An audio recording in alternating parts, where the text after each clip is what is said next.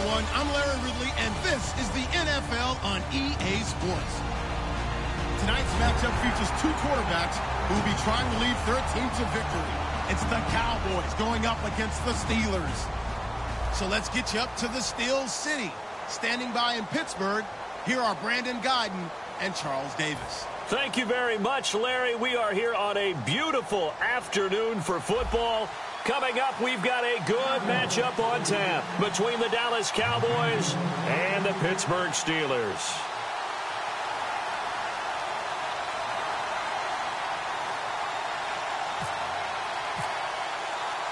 Dan Bailey now to put the ball in the air, and we are underway from Heinz Field. And no return on this one as the fair catch is signaled for and taken.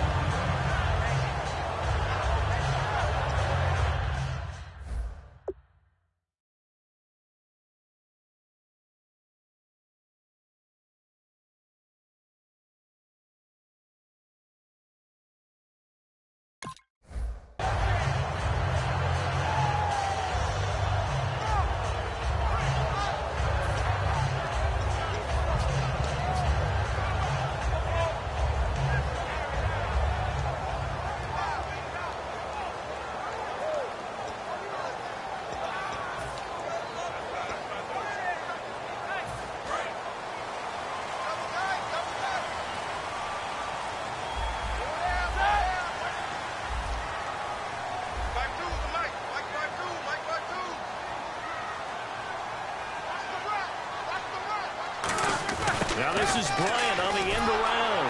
And he'll maybe get it back to the 25 here on the first play, but no more than that. Officially no gain on the play, and it's second down. On your screen now, here are the offensive starters. At wideout, Antonio Brown is certainly someone that the defense always has to account for. Without a doubt, a true number one receiver. It doesn't matter to him how defenses want to cover him. He sees it as a challenge and knows how to defeat them.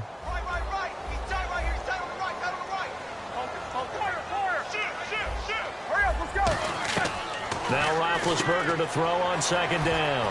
Man open right side. It's Rodgers. And he's finally taken down, but not before getting across midfield and across the 45-yard line. Oftentimes, guys who do a really nice job on the wide receiver screen plays are really good punt returners. It's the same skill. Make the first guy miss and then pick up your blocking and get downfield. Nice gain on that play.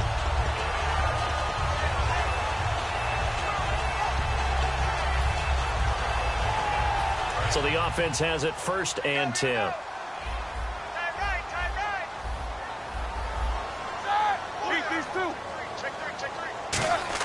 On first and 10, it's Roethlisberger. Over the middle here to Brown. And he gets this inside the 35-yard line. Brown finishing 2016 with over 1,200 yards, 106 receptions. Now for him, you know, people were expecting maybe some bigger numbers, Charles. What did you make of Antonio Brown's season? Well, what I made of it is that he started to get more help along the way. Jesse James developed at tight end. Once Le'Veon Bell got into the lineup, he started to catch passes out of the backfield and ate up a few numbers as well. So Big Ben had more targets to throw it to. That should help Antonio Brown going forward in 2017 because he'll still be the primary guy. But when you get help, boy, you can make bigger plays downfield. On first down, it's Roethlisberger. This is Bell on the dump off. And he'll be out of bounds just inside the 25-yard line. Everyone's got to be able to catch the football. Doesn't matter what position you play, but if you're on offense, be aware a ball may come your way.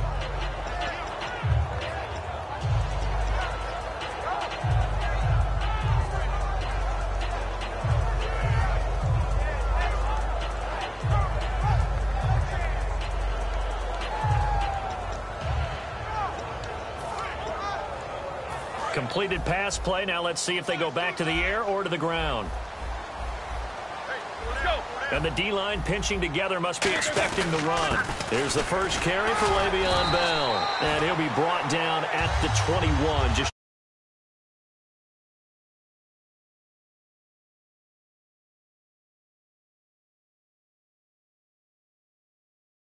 Getting injured in the final game probably leaves a bad taste in his mouth. Leaves a bad taste, gives him fuel for the next season, though, because remember, for the last few years. Now Bell hit. He lost the football. It's picked up by the Cowboys. And a big turnover there as his guys will get the football back. And without a doubt, not the way they pictured that opening drive unfolded. No, they were making progress. They weren't exactly in high gear, but they were making a few yards along the way. And now that they've coughed it up, you got to go back to the sidelines and regroup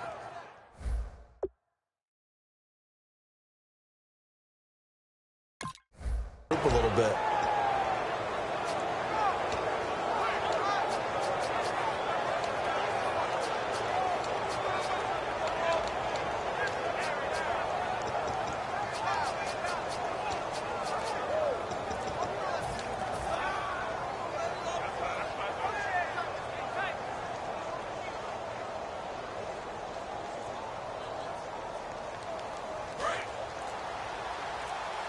Time running out here on the play clock.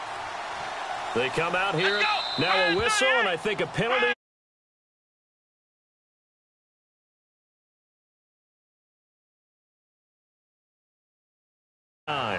They'll have 2 remaining as we step aside here.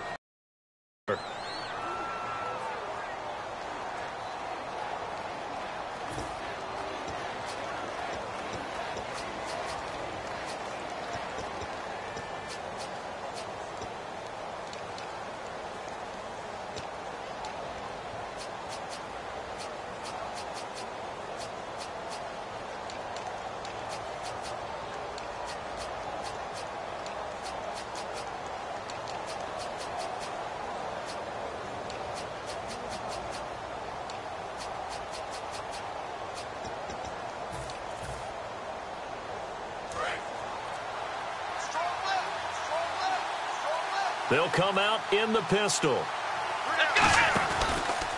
Now the first carry for Ezekiel Elliott. And this defense feeling the encouragement. They stop him at the line of scrimmage on the first play of the afternoon. This offensive unit today, they're going to need Dez. A full combo plate.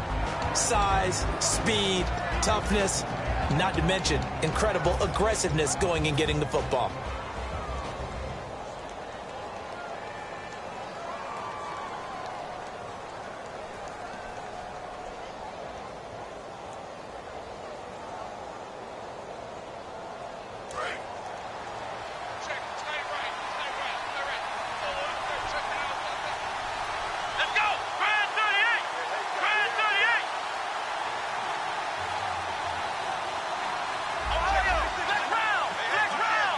They'll need to get the play off quickly. Prescott to throw it. He's got time. And Bryant's got it over the middle. A glance back at 2016 for Dez Bryant. 50 receptions, under 800 yards, had 8 touchdowns. What do you make of the season that Dez had? Well, remember, it started with Dez injured, so it took a little while for him to get started. I'm going to make a bold prediction for you. Would not shock me at all if he doubled his catch number next year and darn near doubled his receiving yardage total. Because if he's healthy all year long, they're going to want to take some pressure off of the run game themselves, and Dak Prescott in his second season should be that much more confident throwing it downfield. A first down carry by Elliott. Trying to bounce it outside, but he's only able to get it back to the line of scrimmage. Credit him with a 1-yard gain there to make it 2nd and 9. And a look at the Steelers' defensive unit. Lawrence Timmons comes from a long line of productive Florida State players. And when I say productive, I usually mean spectacular.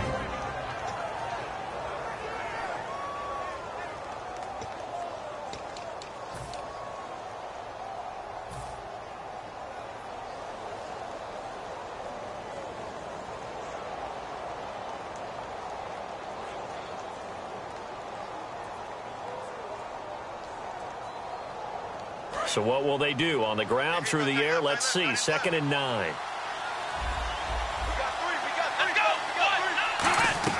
Off play action to Elliott. Here's Prescott. He finds his target, Terrence Williams. And able to break one tackle, but then quickly brought down. But a nice little gain. That was a nicely run slant route, and what the receiver's trying to do is make the defender think he's going upfield for a deeper route. and then breaks it off, usually after about 3 to 4 steps, and cuts towards the middle of the field. And now what he's trying to do is use his body to keep the defender away from the football and give the quarterback a really nice target.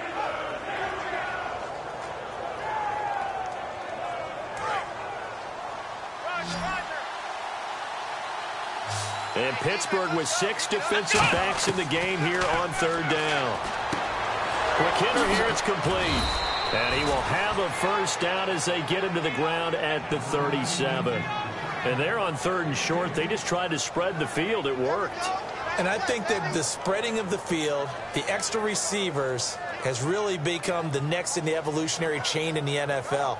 Go all the way back in that situation, you're handed to the fullback, right? As we evolve, maybe you pitched it to your tailback.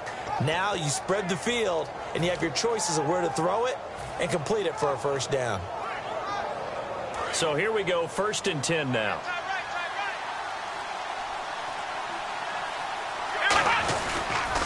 Now back to the ground with Elliott. And this one's going to go the wrong way. Losing yardage back at the 42. So a loss of 5, and it'll be 2nd down. For those who watch the game and want to question the courage,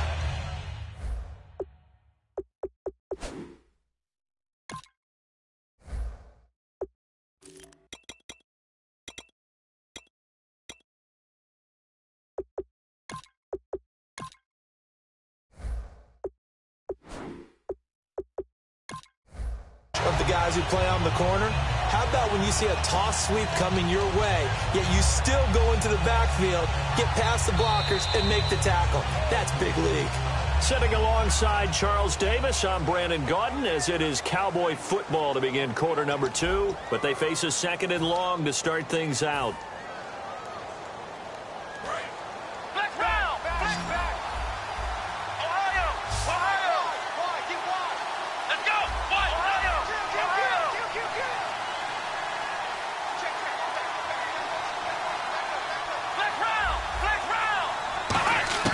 Second down, Prescott. This is caught at the 20. And he's going to get this one down right to the edge of the red zone of the chalk of the 20. So the defense blitzed. A nice job picking that up, completing the pass. And how in sync was the quarterback in his center on that play? They saw the blitz, made the appropriate calls, got the line engaged, because now they know there are going to be extra guys coming at the quarterback, so they got their assignments down pat and kept them away from him, and he's able to step up in the pocket and fire one now for a really good strike. Here we go! On the counter, Elliott. And he cuts it out to the sideline. And he'll take it into the end zone for a Cowboy touchdown. Ezekiel Elliott scampering home from 19 yards out. And the Cowboys are in for 6. And this is up and good to make it 7-0 Cowboys.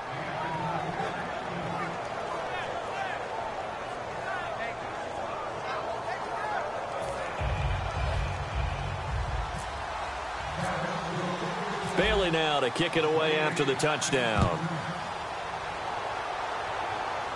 And a fair catch signaled for and taken successfully. And Pittsburgh getting set to take the field. And last time the turnover on the fumble, and they were in enemy territory, so that had to be very frustrating. Down on the scoreboard here, can't do it again. You nailed every part of what was frustrating. Down on the scoreboard, had a drive going, had pushed it past the 50-yard line, so they thought they were in striking distance, and to come away with nothing, not a good feeling at all, to put it mildly. He's got a man complete, and give him a gain of 37. You know, when I see passes like that, I'm reminded of something you and I talked about yesterday. Big Ben was a wide receiver the first 3 years of high school, sitting behind the coach's son, and then he finally got that opportunity. I think he's made the most of it. It's always the coach's son, isn't it? But you know where it helps him? When he looks downfield, he knows what the receivers are going to do. He actually has wide receivers' eyes when he's throwing the ball. A good pickup there, 8 yards on the first down completion.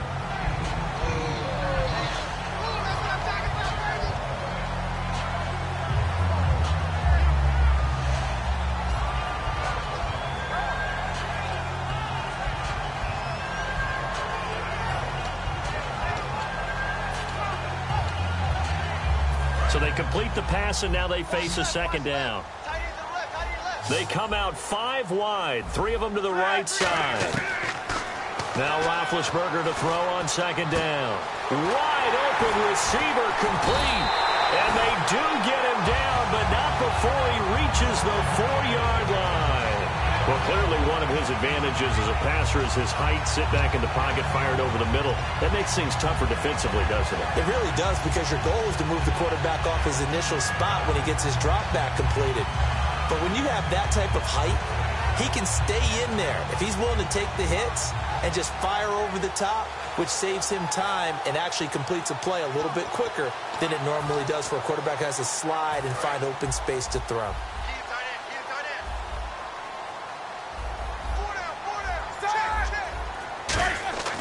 Throwing again, it's Roethlisberger.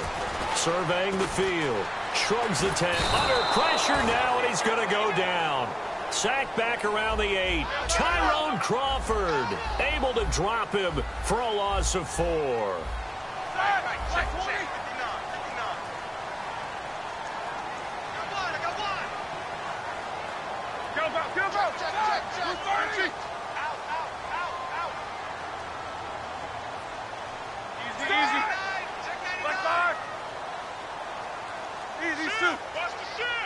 They come out here in the eye.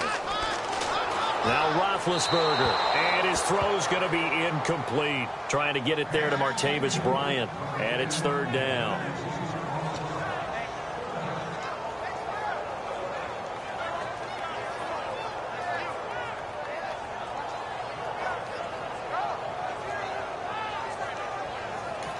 Now hold everything here. We're going to get a timeout by the offense.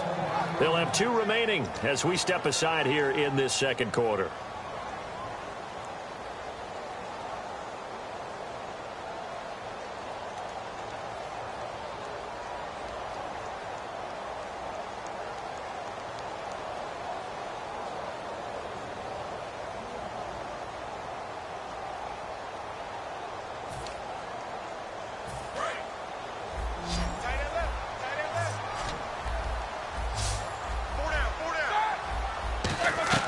On 3rd and goal, Roethlisberger.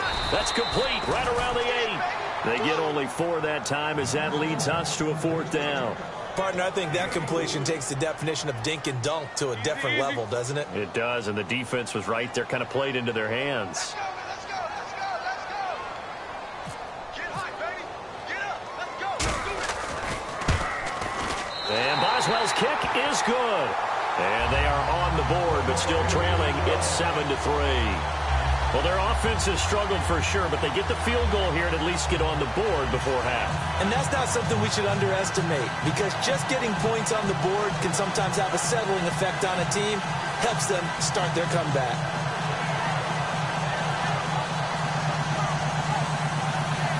Boy, they're down only 1 score. Still first half, but they're going to line up for the onside kick.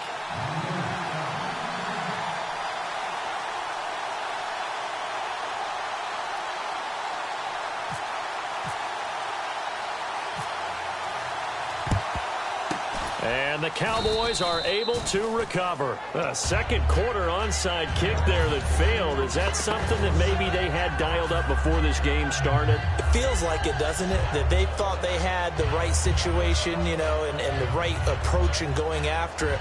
Also may signal that they feel like they have the superior team, that they can try these sorts of things and it won't come back and hurt them later. And they'll start this drive with very good field position.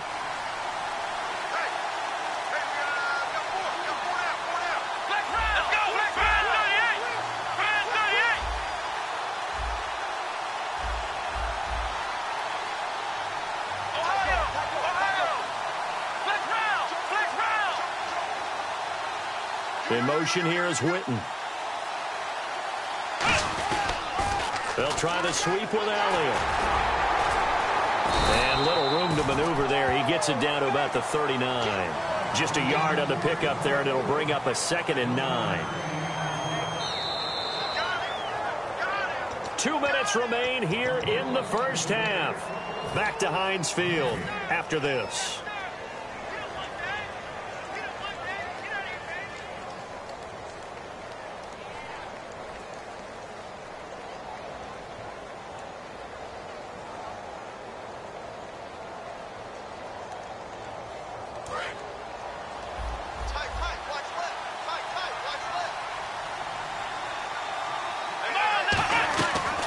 Play fake to Elliott. Now Prescott. And he'll be hit from behind and taken down.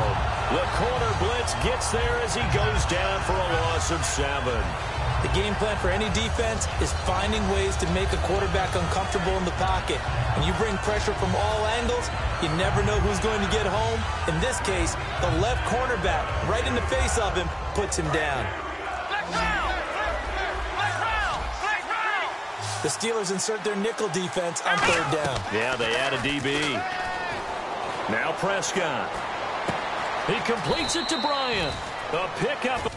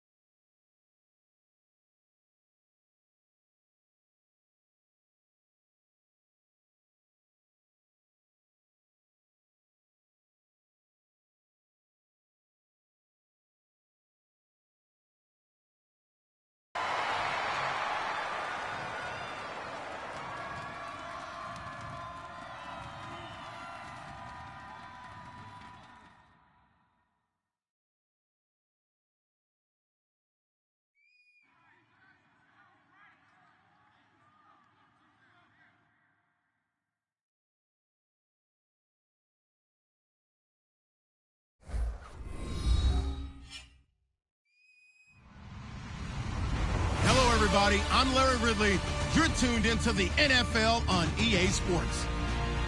We're across the pond in England this week, and two teams are hoping to show off for an international audience. It's the Vikings going up against the Patriots. With that, we'll send it over to Brandon Godden and Charles Davis.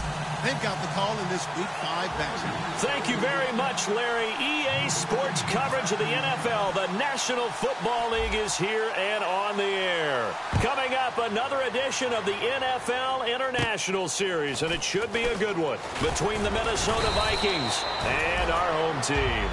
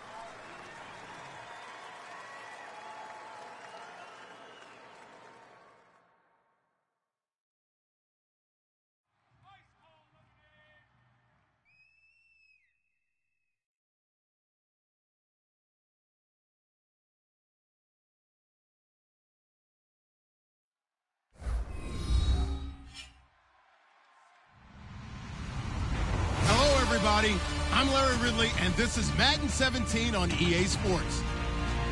We're across the pond in England this week, and two teams are hoping to show off for an international audience. It's the Vikings going up against the Patriots. With that, we'll send it over to Brandon Godden and Charles Davis. They've got the call in this Week 5 matchup. All right, Larry, thank you very much. We are pleased, as always, to be bringing you coverage of the National Football League presented by EA Sports. Coming up, another edition of the NFL International Series, and it should be a good one, between the Minnesota Vikings and our home team.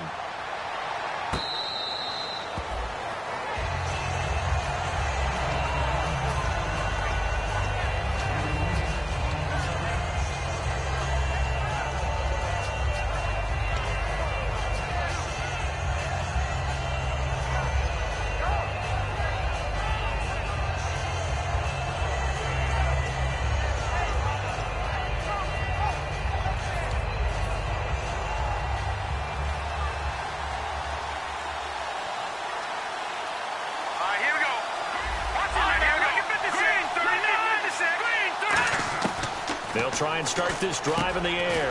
Firing quickly here, and that's complete. And they're able to get this one across the 35.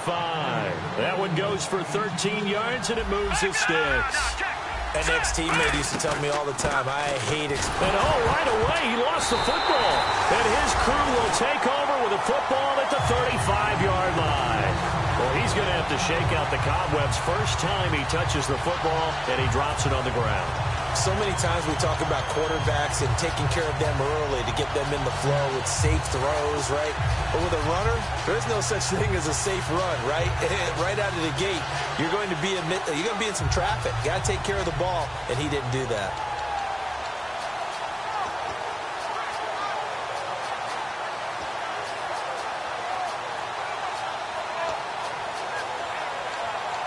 And the play clock's running down.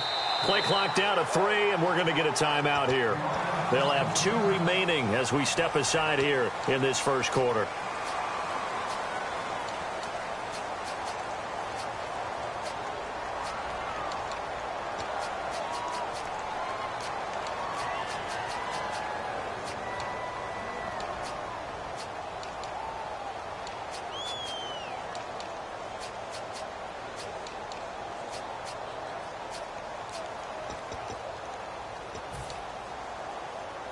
And a great spot to start this drive from here.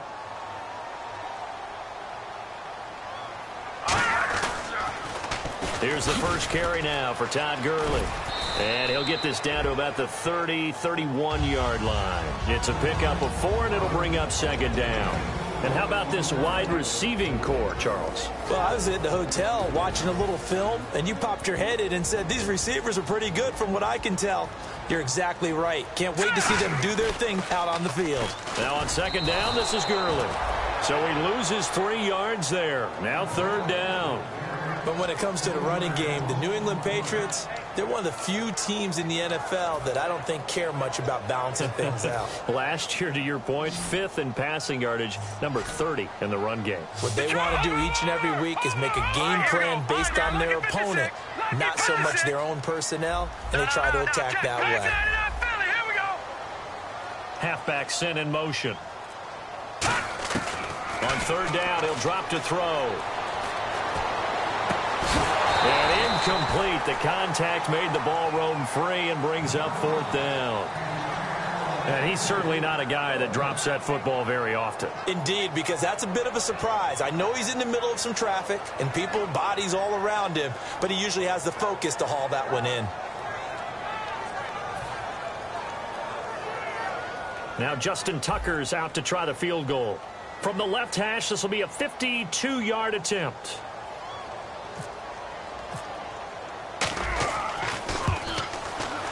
And Tucker's kick right there. It's good. And the Patriots jump out to a 3-0 lead. So they recover the fumble but could not take advantage of the short field. They do get 3. And no one ever turns down 3 points going up on the board. But the offense will go to the sidelines wondering what if. While the defense on the other side, they'll celebrate holding them to just a field goal after giving up such bad field position. And now out comes Minnesota.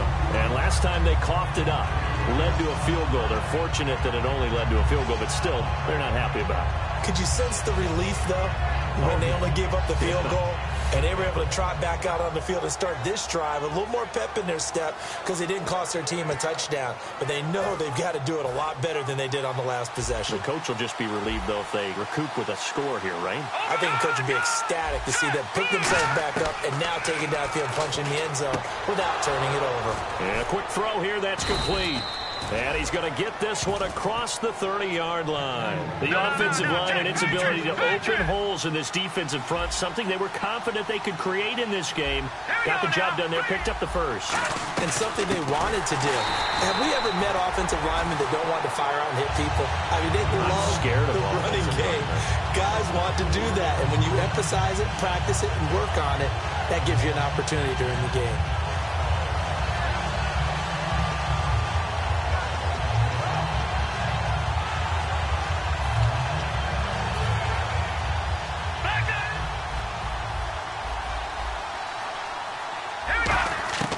Out of the gun, they'll look to throw.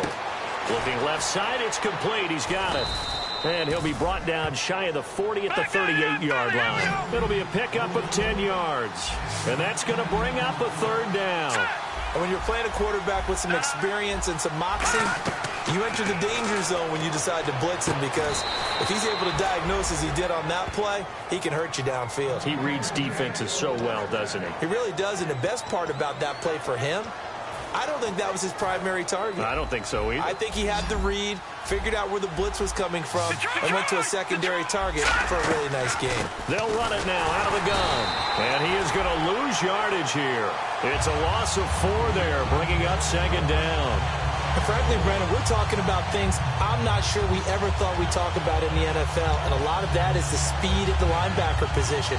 A lot of these guys in college, They were safeties. They moved them up to outside linebacker to combat the spread offenses, and now we're seeing it in the NFL. Those same guys using their speed to make plays in the backfield, similar to that one.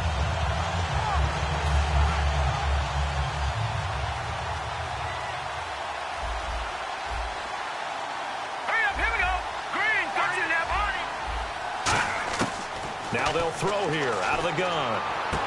Throwing left side, it's complete. 15 yards through the air and a first down. Everything about that play was beautiful. A great corner route where the receiver worked the defensive back inside and then broke back to the outside to the corner. But how about the throw by the quarterback? Anticipation on the break from inside to outside. He threw the football. As the receiver turned around, the ball greeted him. And if this offense is going to flow today, certainly the running back will be a key piece. Without a doubt, because they asked their runner to not just do that, but to block, to catch, to help set a tone for their offense. And 2nd and 10, he'll look to throw again. Quick hitter here, it's complete. And they'll be inside the 35 now at the 34-yard line. Give him 10 yards on the pickup, and they'll be faced with a 3rd and inches. When the hitch route is run really well, that jab step off the line of scrimmage by the receiver, which is designed to back up the defender and give him a little bit of space, all you want there, get that space, catch the football, and then make a move and pick up extra yardage. And that's exactly what he got done there. So on comes Cairo Santos now for the field goal try. This will be kicked from the 42. It's a 52-yard attempt. And Santos able to put this one up and through. It's good. And that will tie us at 3-3. A little bit of a lower trajectory there on the deep kick, and it worked. Had to do it because he had to drive it out low because of the length of the kick. Able to do that, got it above the defense and over the post. That's fielded in the end zone.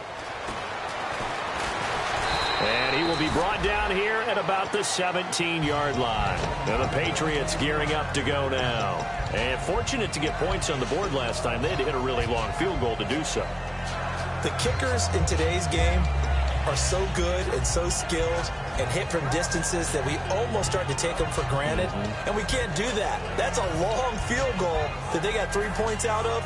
They've got to feel good about that, and they better make sure they love him up because he's helped them out. Yeah, now we'll see if that offense can put 6 on the board here. We'll see. They'll start out on the ground with Gurley.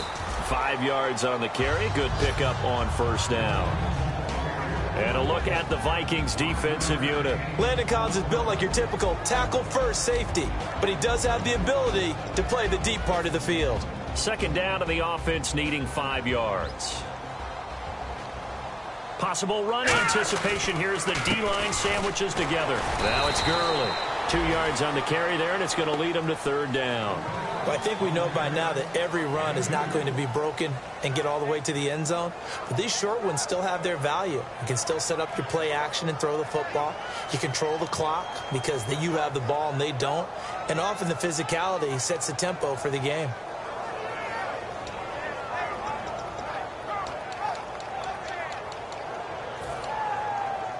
So 2nd down was a run play. Now let's see what they do on 3rd.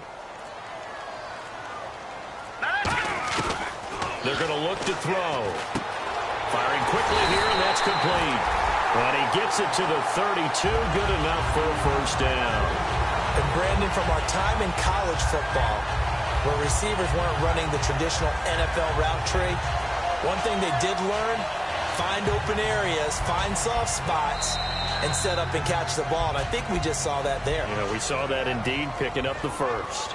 Alongside Charles Davis, Brandon Gaudin, it's the Patriots in possession to begin quarter number 2, and they've got it here with a first down.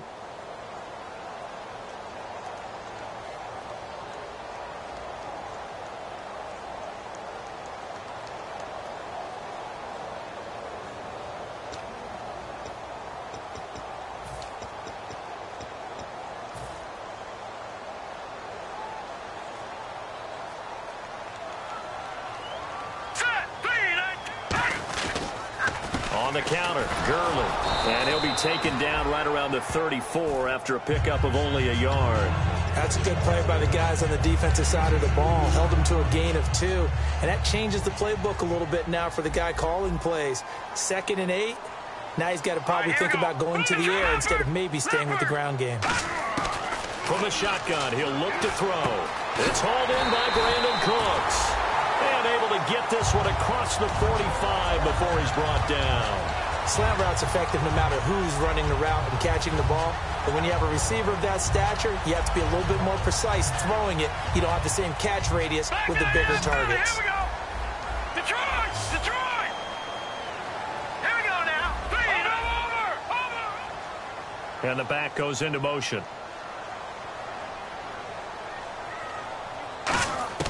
They'll look to throw now on first down. He's going to fire one deep over the middle. And it pops free. The collision there jarred the ball loose and brings up second down. Well, they went for the big play there, but that drop could really hurt their momentum. And here comes play number 6 on this drive. Let's go. Green, 39. He'll try again with the arm here on second down. And this time he's got the hook up. It's complete. So the roughing the passer penalty, 15 yards, and Charles, the defender, needs to know to stop there. We've been talking about it for years. You essentially get one step after the quarterback throws his pass. Anything close to that or beyond that, you're going to get flagged. Following the penalty, it's Gurley. And only a yard this time as he's taken down right around the 26. I do know from experience that when you slow down someone's running game, you're now doing the dictating on defense. And guess what? Now you're getting ready to tee off on their quarterback because they have to throw it all the time. But you still have to be alert for the draws and other plays of that nature to make sure you don't get hurt. They'll look to throw. Dancing to his left. And he's going to have to eat this one as down he goes. Call it a loss of 5, a big sack to bring up third down. Defensive end gets in there that time. They were in a 4-3. What's the responsibility of the ends versus the tackles there, Charles? Well, most of the time when you talk about the ends, they're your... Now whistles come in. We're going to get a timeout here by the offense. That's their second, so they'll have one remaining here in this second quarter. We'll be right back. Lucky 56.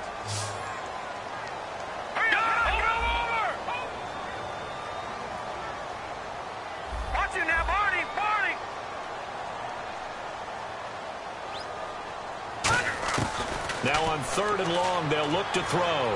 He's going to fire one deep, middle of the field. And that's going to be caught for a Patriot touchdown. Brandon Cooks, his third touchdown now on the year. And the Patriots have taken the lead. And he's a little bit on the shorter side as a receiver. Maybe sometimes for the defense, tough to find the little guys, right? Yeah, sometimes they get lost in the traffic, but usually what it means is that rather than just winning with height or even speed, they use their quickness to find a way to get open. Well, tall, short, wide, skinny, whatever, there it results in a touchdown. That'll be taken in the end zone. And no run back here. This will be a touchback, and it comes out to the 25-yard line. The Vikings offense now, they get ready to head back on the field. And after the field goal last time, we'll see what they can get here. And at least they got points out of the last drive, Charles. I never met an offensive coach that didn't want to drive to end with a kick. Most of them want to end with a PAT, right? In this case, a field goal, they'll take it way better than the alternative, which is a punt. Yeah, but you met fan bases that wanted that, that weren't happy with that field goal. I haven't met a fan base yet that wants to drive to end with a kick other than the extra point. That's it.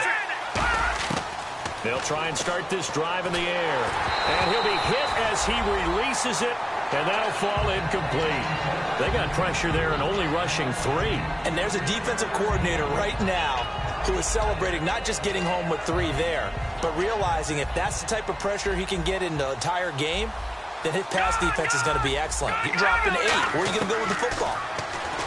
Now he'll look to throw here on 2nd and 10. He's going to flip one out here to his running back. It's a gain of 5 on the play, and that'll make it 3rd down. I know most of the time when the ball's in the air, you're thinking wide receiver, tight end, but running backs, they can be a big part of any passing offense nowadays. Out of the gun now on 3rd down. Toward the sideline, he will have the first down. Good catch. He was able to keep the feet in bounds.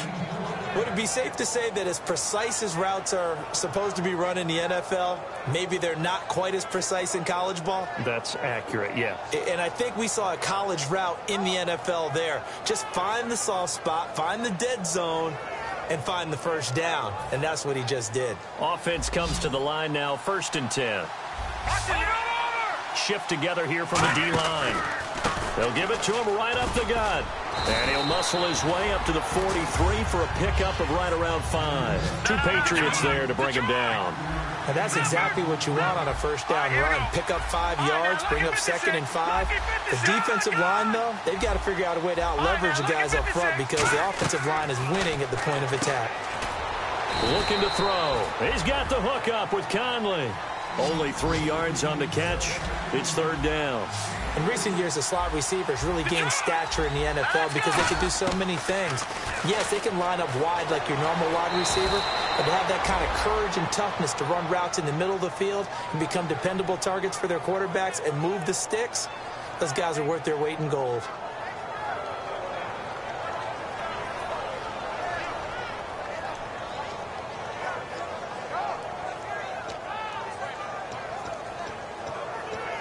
So the offense lining up 1st and 10. They'll come out in the pistol. Time to step aside. Back with more after this.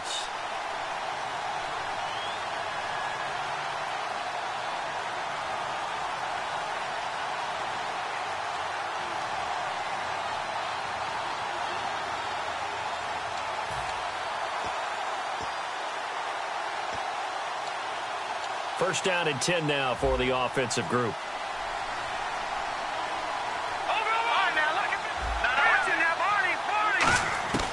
Now a shotgun snap as they'll look to throw. Buying time to his left. And he'll slide down to avoid the contact. It's a gain of 6 on the play, and that'll make it 2nd down. They're going to hurry back to the line now. Now they'll throw here out of the gun. And this is Ertz with it, right side. It's a 4-yard pickup, and that's going to make it 3rd down and less than a yard. Well, the strategy was evident there. Get it to your tight end and make it a one-on-one play with a cornerback.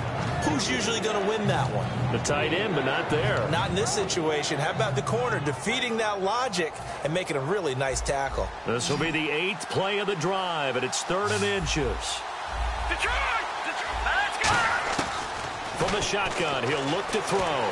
And he'll avoid the tackle there with a slide. At 5 yards on the play there, as the drive will continue.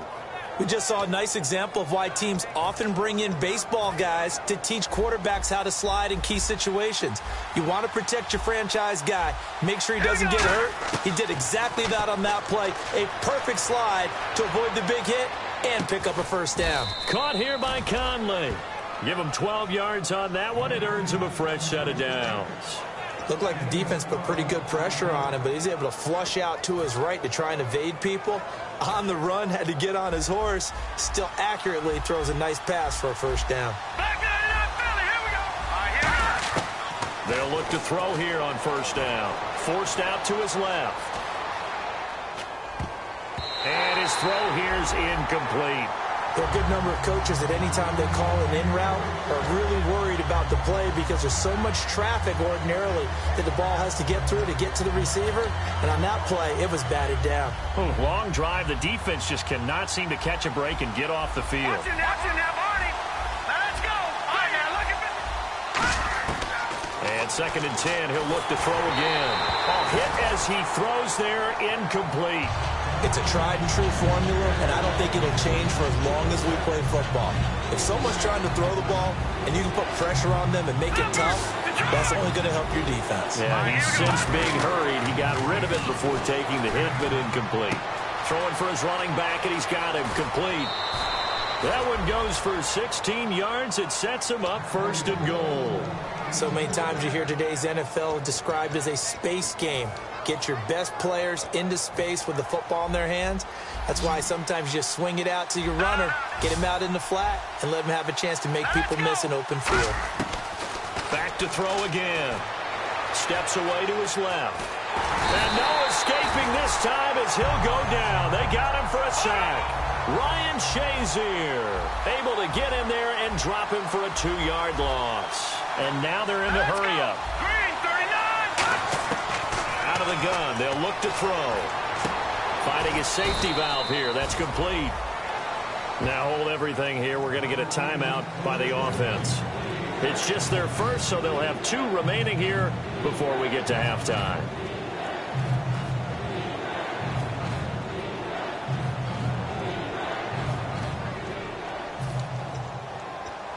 They're knocking on the door as they come to the line here on 3rd and goal from the 1. They come out here in the I.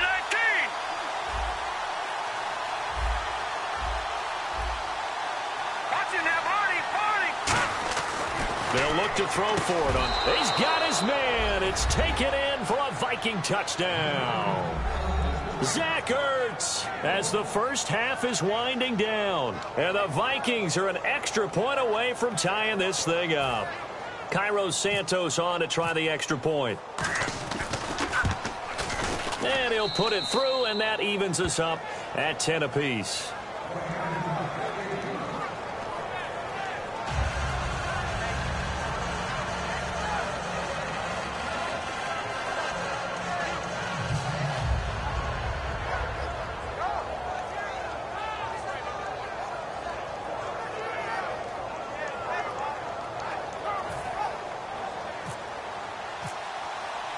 So a tie ball game here as the kick's away. That's fielded in the end zone. And the decision to bring it out is going to cost him about 7 yards all told as he's taken down back shy of the 20. And now out come the Patriots. And you got to think, if this is anything other than just taking a knee, I'd be very surprised. Yeah, they've got enough to talk about at the half. Why do anything else? Just get out of there.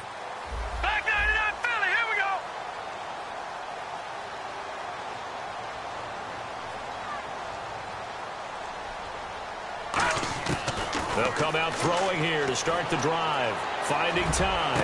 Into double coverage, and it's intercepted. Darius Slay with a pick. And a potential turning point as he'll get the football in very good field position late in this first half. And out now come the Vikings. And likely just out of field goal range. Could be Hail Mary time.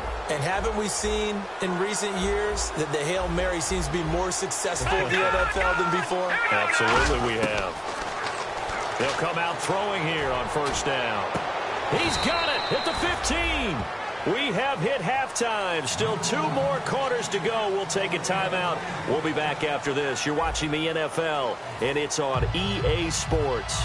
It's in the game. So both teams have their marching orders, and we'll get going again here in quarter number 3.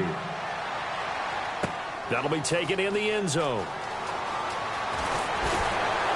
And the decision to come out is going to cost him 5 yards with a new rule as he's taken down right at the 20-yard line. The Patriot offense now set to come back out onto the field. They have a chance to break our tie here as we get a look at the first drive of quarter 3. And it's such a tone setter, isn't it? Because both sides trying to seize momentum to begin the half. What do they have dialed up that'll give them an advantage to move the ball downfield? Let's find out what they have dialed up. I know the toss play begins with the guy taking the snap and turning around and tossing it to the runner. But where the real intrigue is, can they seal the edge? Whether it's an offensive tackle or a tight end in the direction they want to run the football. If they do that, that's the result that you get, that type of a game. If they don't, oftentimes it's not a very successful play. And he'll get it up to the 33-yard line. 5 yards is the pickup there as that extends this drive. 2nd and 1 is often an invitation to take the big shot downfield. I'll bet the offensive lineman said, are you kidding? We just get on our backs and let's go get the first down. They love being physical. Now a play fake here on first down. He couldn't quite hold it. Got hit. Ball pops out. Incomplete. It looked like they had something there, but I think that he was thinking about running with the football before he actually hauled it in, and that led to a big drop.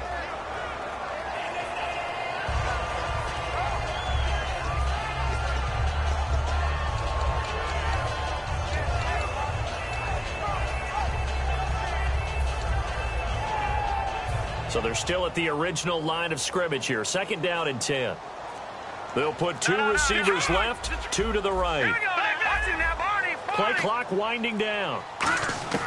He'll try again with the arm here on second down.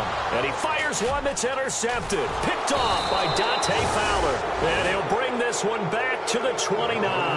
It's the Vikings' turn on offense. We get ready for their first possession of the second half. They've got great field position, obviously, to start this drive.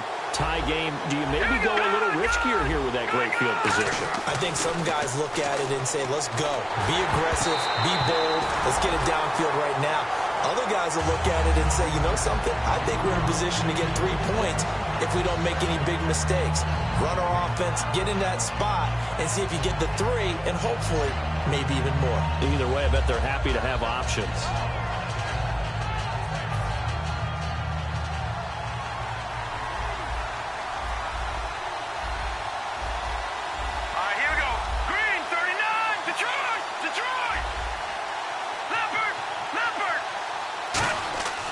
Now he'll look to throw here on 2nd and 10. Flush, and he can't get rid of it. He's taken down. He'll wind up losing a full 9 yards here on the sack. Now it's 3rd down. Well, it was 2nd long. Now it's 3rd and even longer. They're going in the wrong direction here. Because they're moving exactly the way they want to, but you're exactly right. Definitely going in the wrong direction for the offensive guys.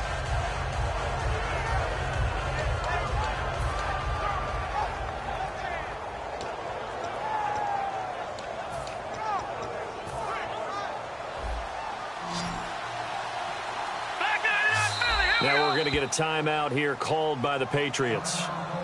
It's just their first, so 2 remaining as they burn one here in this 3rd quarter.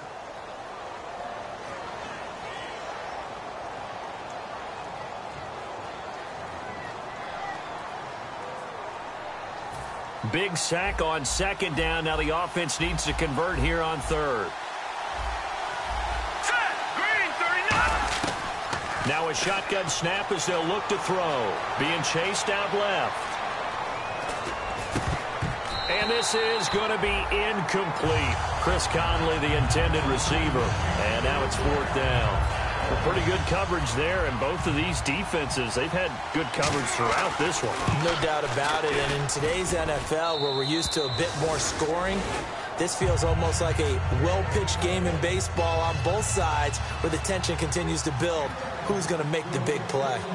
So they don't get a touchdown here on this opening drive of the 3rd quarter, but I think you still say mission accomplished as they come away from it with the lead. Absolutely. You've got to apply the pressure here, make the other guys play catch-up for a while, and now you just hope your defense can step up and protect the lead. Now the Patriots offense, they work their way back out onto the field. And following the interception, just any interception, are you a little bit more cautious when you start that next drive, or no, you just throw that out the window? I think you are. I don't think that there's any way you can run back out there and go, it totally didn't affect me. Let's just go ahead and be loose with the football again. You're going to take care of it, but you have to be careful about being too cautious because now you can't run any offense at all. Still want to attack. We'll see how they attack him here. They go play action here on 1st down. Throw complete right side to Cooks. Give him 27 yards that time. And it'll give the Patriots a 1st down. They've been struggling in the passing game. Do you like the aggressiveness there? I mean, it worked on that play, but do you like it? I do, because a lot of the time you're struggling because your passing lanes are clogged. That usually happens when you're throwing the ball underneath. People start to press up on you. Push them deep. Find some space and open things up again. Being aggressive there, I think, will pay off for them. And he is going to lose yardage here. It's a loss of 2 there, bringing up 2nd down. Dante Fowler just made a play that he can be really proud of there. Nice tackle for loss. And what a relief it is for him to be back on an NFL field after missing his entire rookie season with a knee injury. I think the entire defensive unit is relieved that he's out there. 8 yards on the completion, but now they face 3rd down. Some think that teams really won't throw a slant route unless you have a receiver that has a lot of stature to him. But sometimes the little guys, they get lost in there. People can't really locate them, and they run that quick cut on the slant, and oftentimes they can turn it into big plays. A bullet throw, but incomplete. I'm not sure we could spot any tendency here on this 3rd down. They could have run it or passed it. Either one was available. They chose to try and get it through the air, but they were unsuccessful. And for the 2nd time tonight, this field goal unit comes out here. And quite a bit of pizza in this box. It's a 53-yard attempt. And the 10-year vet knocks it to the goalpost, and that's going to tie us at 13. So he splits the uprights there, and I would imagine it's nice as a kicker. Right when it leaves your foot, you know it's good. Yeah, it's kind of like a golfer that picks up his tee after a nice drive without even watching it land. Solid analogy. I like it. Now the Vikings offense works their way back onto the field. And last time able to get 3. It's not what they wanted. They wanted 6, but they got at least something. They mustered something out of the drive. They'll take it. I like the way you've described it. Not ideal, but they'll take it. Anything to put some points on the board. But this time on offense, they don't even want to see the field goal kicker trot on the field. They want that ball in the end zone. Yeah, they'll be going for 6. It'll be a gain of 4, and it'll make it 2nd down. All that practice time came to fruition on that play. All those timing routes that they work on through training camp, OTAs, minicamp, and just regular season, they got it done on that one. An outcut, ball was delivered, and picked up the completion. Now back to throw, and the hit jarred it loose. It's incomplete. One of the best routes, one of the favorite routes of any play caller. He just ran that one. Nice little angle route. That's supposed to be a catch, and usually it is, and the running back dropped it. Yeah, I mean, he's a running back, but he's got hands. He should have caught it. Let's see what they go to here on 3rd down and 6.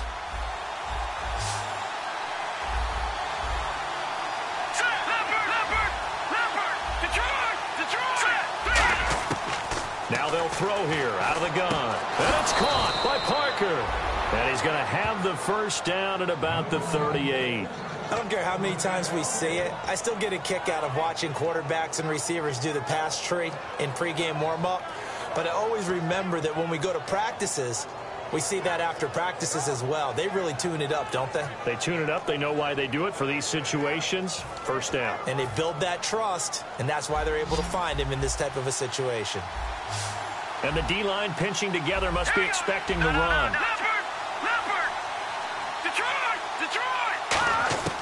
They'll look to throw now on 1st down. Dancing to his left. Now and that's caught inside the 35.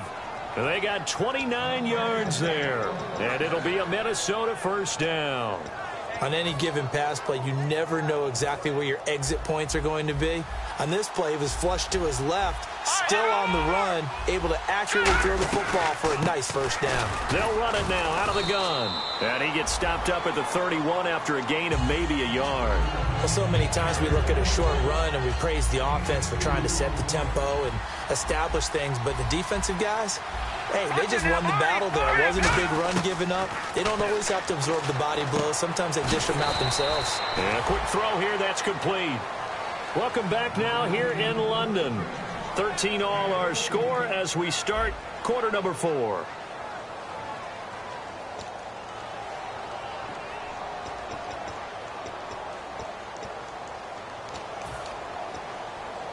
Fresh set of downs here.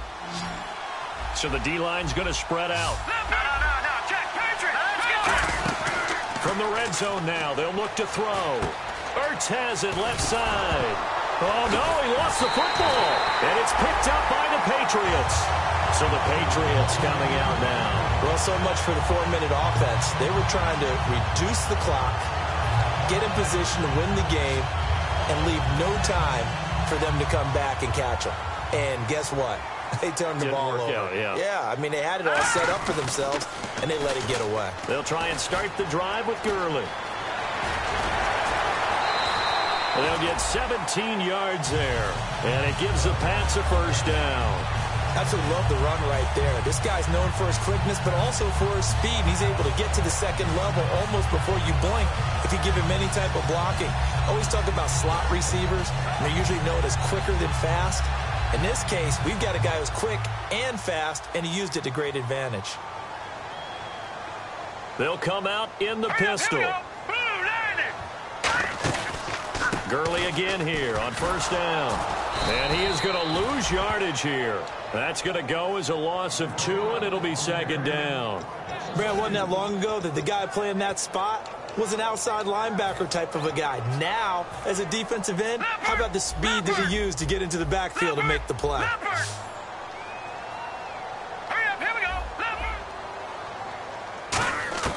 They'll look to throw. Nowhere to go here. He lost the football. And a little bit of good fortune there. He wasn't able to get it back, but he did have a teammate on the spot able to retain possession for them. And the offense moving quickly to the line. On third down, he'll drop to throw. This is caught. It's Cooks. And he's taken down, but not before getting this across midfield and just shy of the 40. There will always be a place for methodically marching the ball downfield. But when you can pick it up in big chunks and strike like that, have explosive plays, that's often the difference in winning and losing. Those types of plays that can knock a defense off balance, that'll drive a team towards a victory.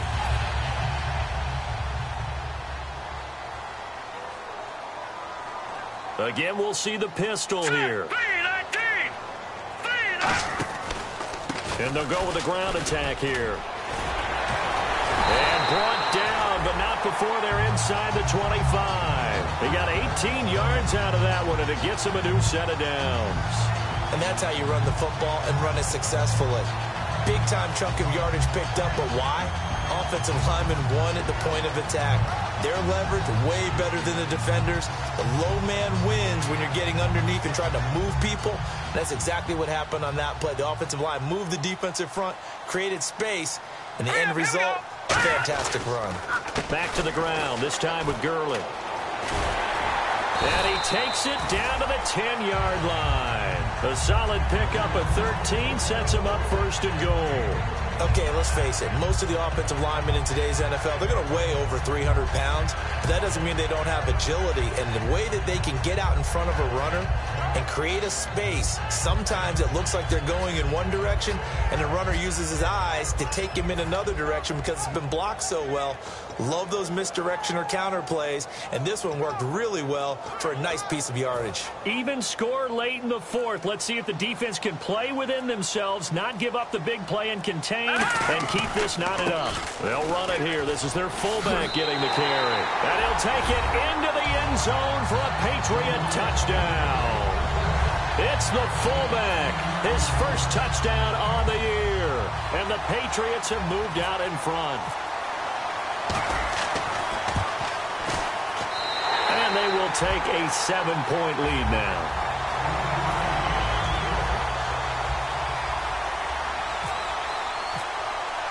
Tucker now to kick it away following the touchdown.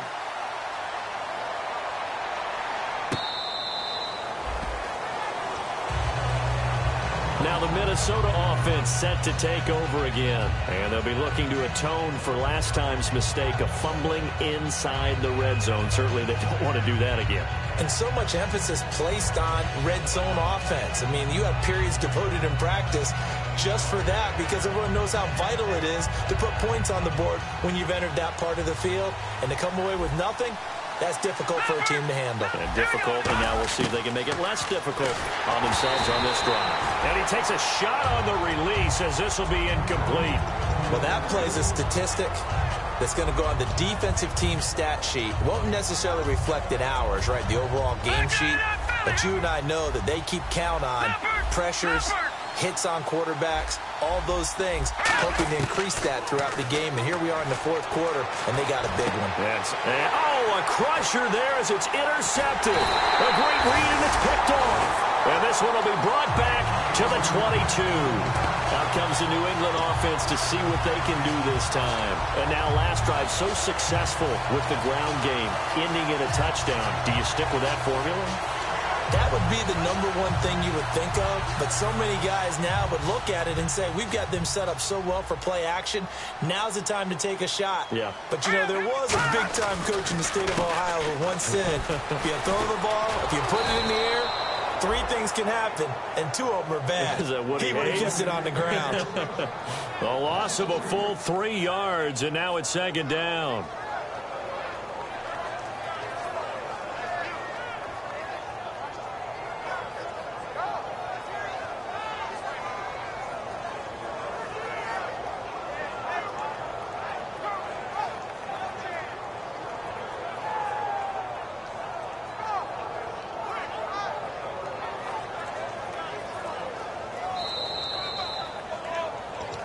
Time for a break.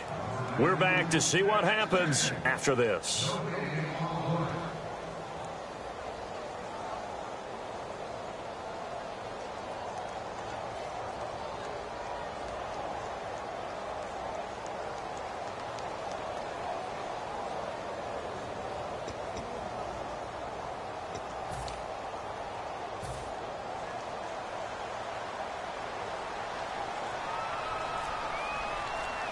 Another pistol look here.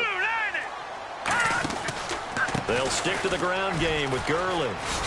And he's going to take this one down to about the 23-yard line. Now it looks like we've got a Patriot down, slow to get up. While the training staff works on him, we'll step aside and be right back.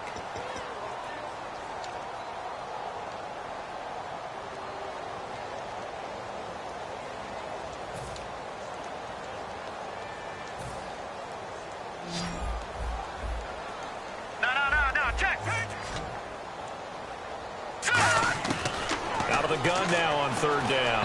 And he fires one, but incomplete. Brandon Cooks, the receiver he was going after. Now fourth down.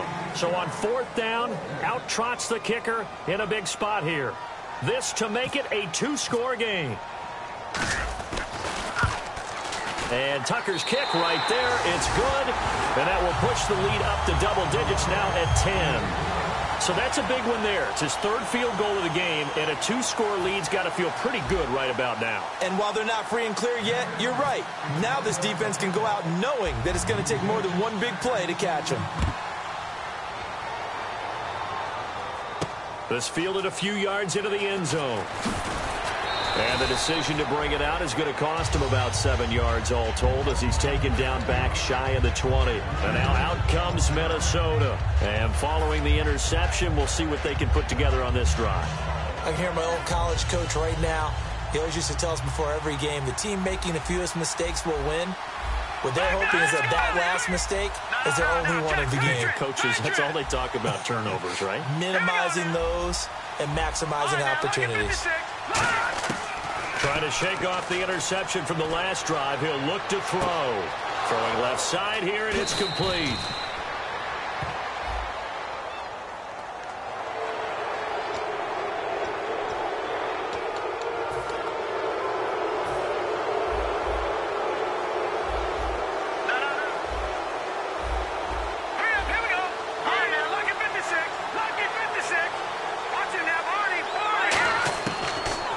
Down, he'll drop to throw. And it pops free. The collision there jarred the ball loose and brings up second down.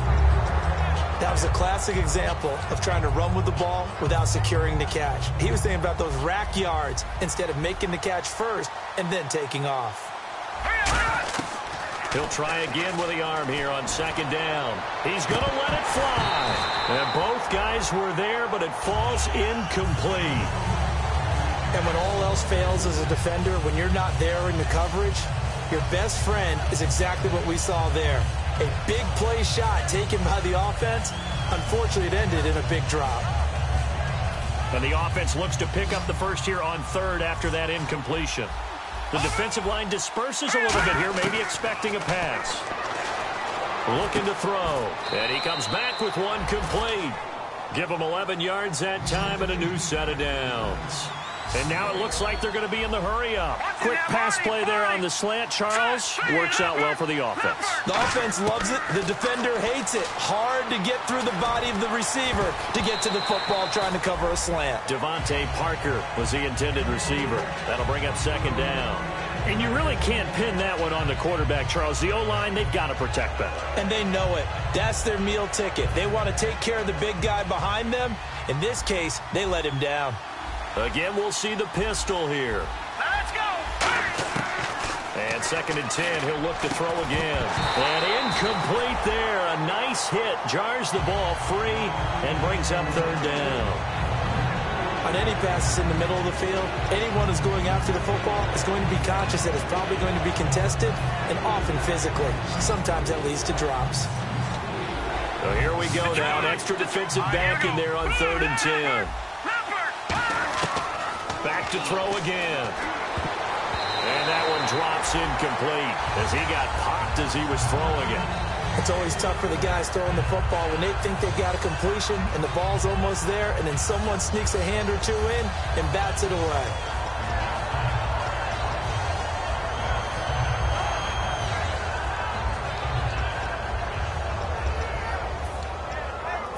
And they're indeed going to go for it here on 4th down. So trailing here in the last quarter. Let's see how this plays out. Got to try it here. He's back to throw. Now they set up the screen. That's complete. And out of bounds right around the 20. They had to go for it with such little time remaining. And that's going to be just about all she wrote for this one. Now the Patriot offense set to take over again. They're in a good spot. 2-possession game barely, but a 2-possession game here late. Now they just have to put this game on ice. Let's face it, right now, they're talking about ball security, taking care of it, not allowing anything crazy to happen, because we've seen nutty things happen down the stretch, but they also have the security of the scoreboard. With that type of a lead. And now the Vikings are going to stop it here on defense with a timeout. It's just their first. They've got 2 more to use here in the final stages.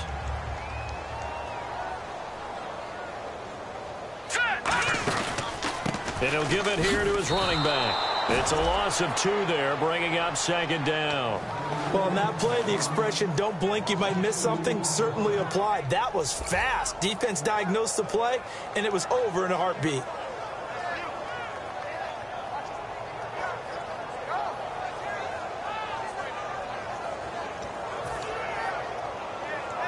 It's already 2nd and 12. The defense hoping to push them back more. They come out here in the eye. Now they'll run it on the toss. And he is going to be stopped here at the line of scrimmage. And time is going to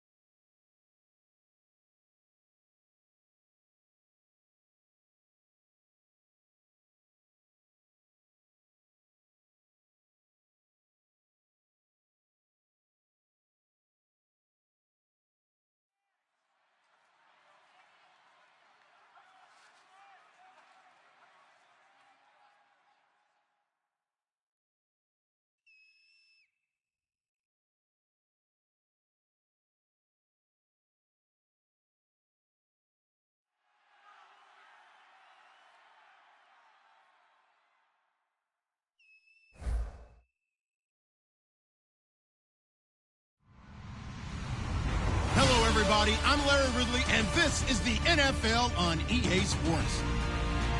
This week, we've got a pair of teams who come in on different paths.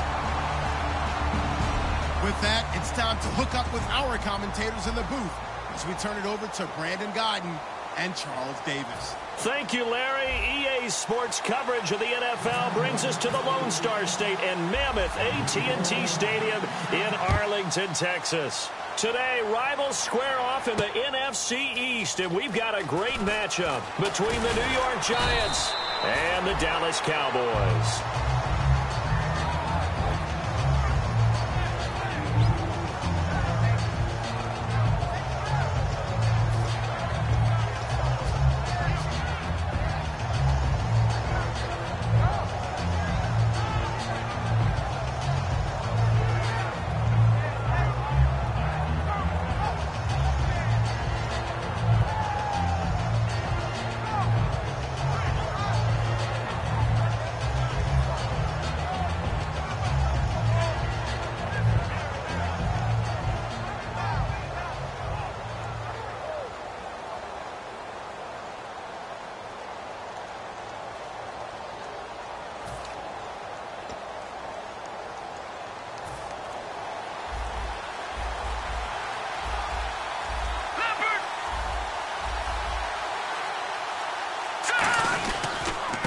They'll give it to him right up the gut.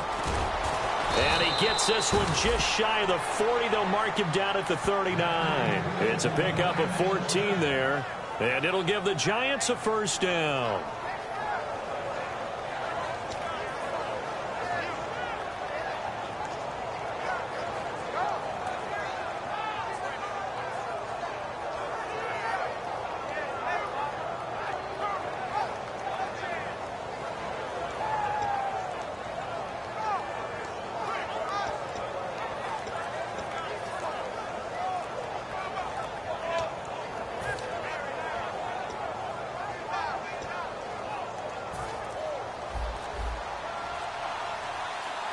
Play clock down to 2, and we get a signal and a timeout.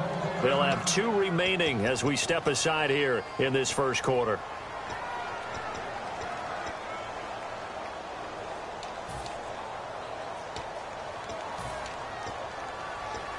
So the offense has it 1st and 10.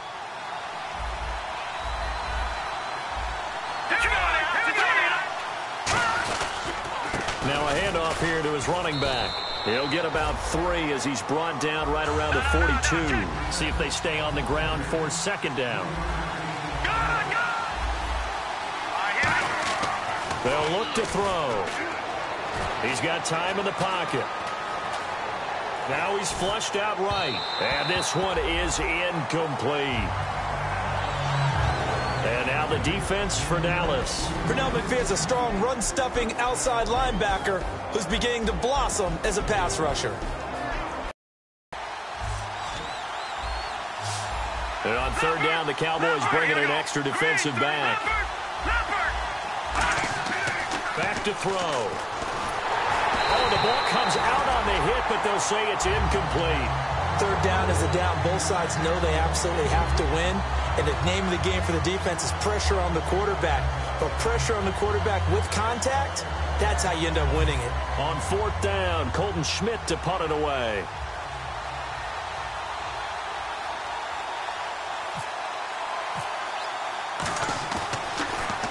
He gets this away. It's a good one, drawing toward the sidelines. Out of bounds as he appeared to be looking for the corner. He got it. They're going to mark this at the 4-yard line.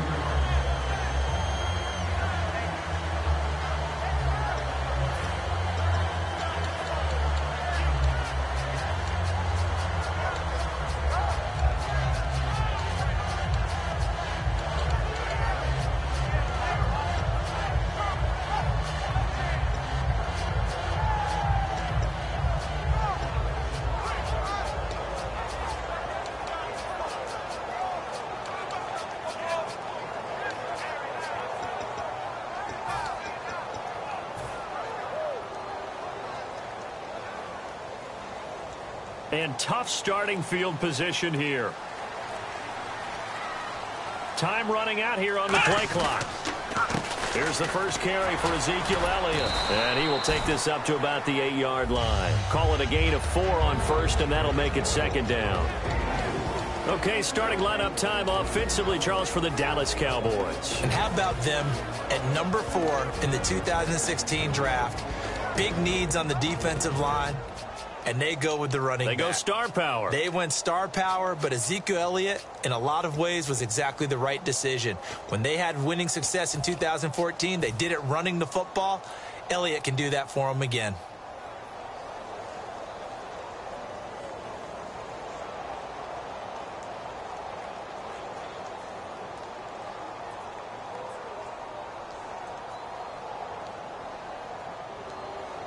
Second down to the offense in search of 6 yards. Ohio! They'll need to get the play off quickly. Throwing. Prescott. He rifles one that's intercepted. A great read, and it's picked off. And he is going to get this one back to the 20-yard line.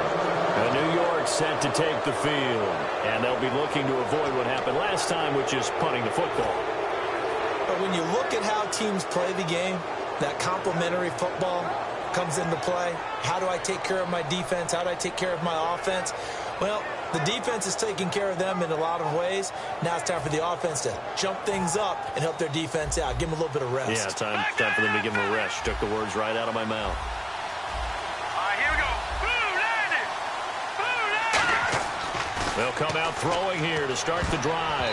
And the tip there altered the ball flight, and it falls incomplete. It'll be second down.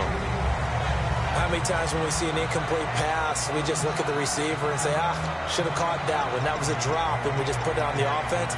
How about a little credit for the defense there? They just forced an incompletion. Yeah, especially after starting in a tough spot defensively, but a good start there on first down. That gave them a little extra confidence there, starting, as you said, in a tough spot and being able to make the play on first down.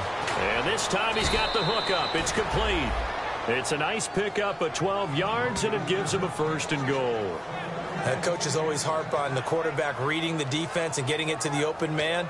That's good recognition there. And how about what he did after the catch? Yeah, hit your tight end, let him get some rack. Yeah, when he gets moving, not many guys want to come over and put a hit on him, do they? In the red zone this time. Let's go! And from the 9-yard line now, it's first and goal. And they'll get him down here at about the 5-yard line. Give him 4 on the carry there. It's second and goal. So that run gets him about halfway home. Yeah, it's now second and goal. The end zone beckons. It looms. They can do whatever they want. Full playbook. Run it again, or they can go play action and try and put it in that way.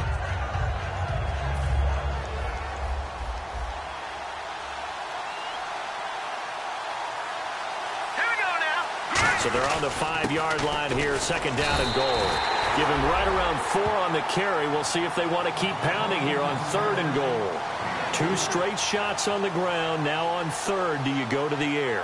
I think the possibility exists, and if you're doing it, you're probably going play action since you ran it twice. But I often think that second down is a time you go play action and throw the ball.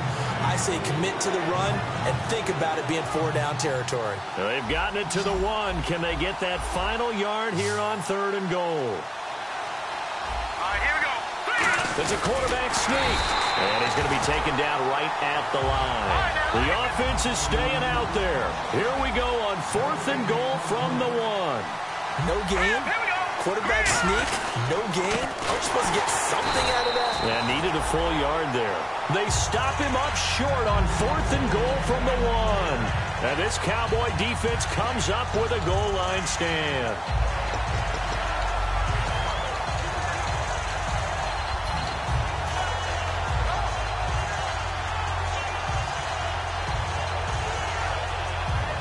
And not great starting field position here for the offense. Here we go. They go back to the air here after the INT on the last drive. Going down the middle, and it's complete. They'll get 19 yards there. And that leads to a Dallas first down. Let's go. Ohio.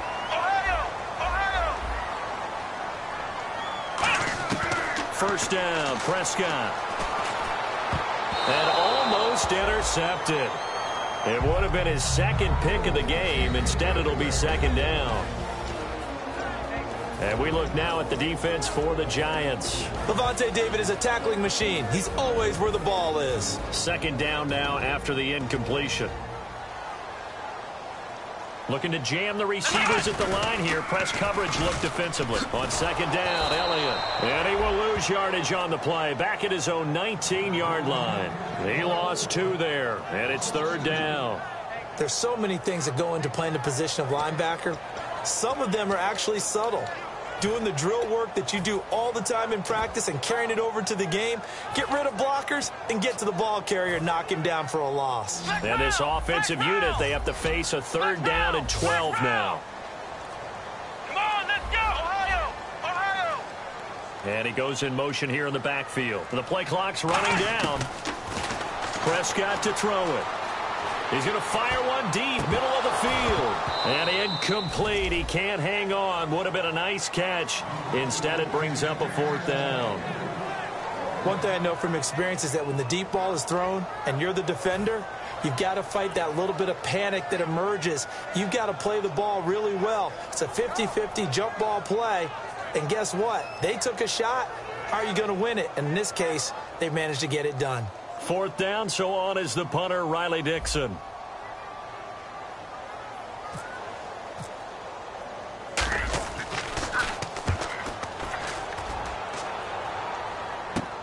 Taking it about the 36.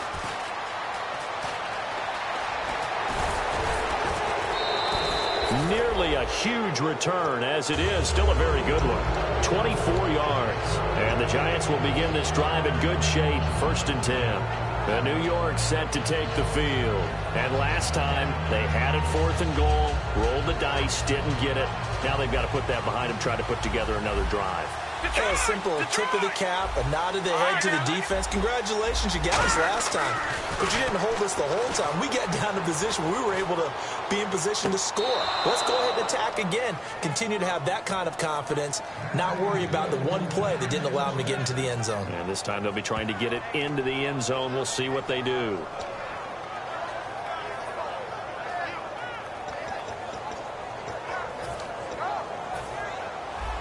Looks like the defense in press coverage here. Hurry up, here we go! Green, The center receiver in motion to the right. And they'll try the ground game here with the running back. Give him 3 on 1st down. It'll set up a 2nd and 7. Partner, we know today's NFL is really built around the guy throwing the football. But these short runs, they still pay dividends because they can take their toll on a defense and they can add up as the game goes along. You control the clock, you control the ball, and that way you often control the game.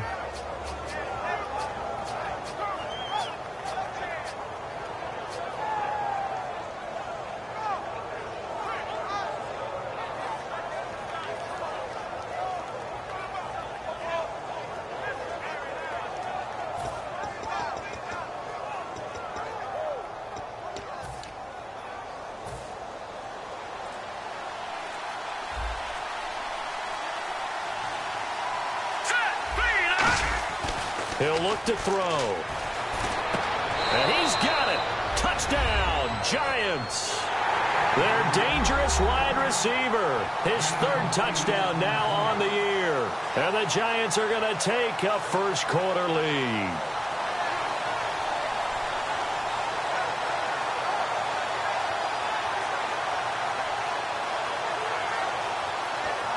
The call is to go for 1 and kick the extra point. It's up, it's good, and the Giants have a 7-0 lead.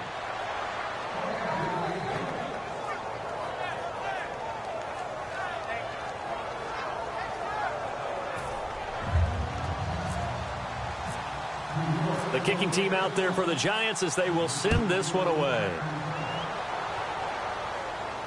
That's fielded in the end zone. And he'll bring it a few past the 20 to the 23-yard line. And out now come the Cowboys. And on the last go-around, they really couldn't get anything going. They had to punt from deep inside their own territory, which means you're going to lose the field position battle as a general rule.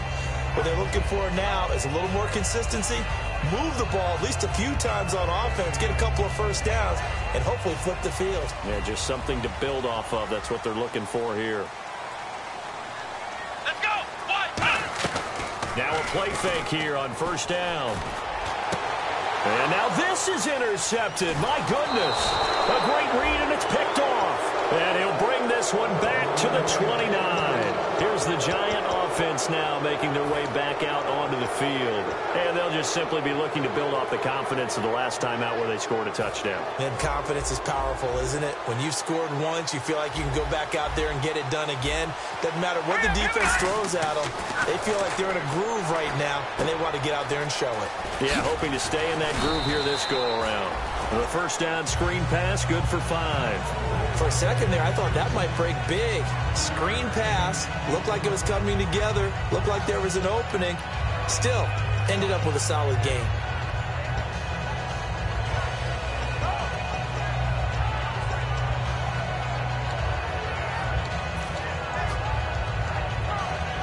Second down now after the pass completion.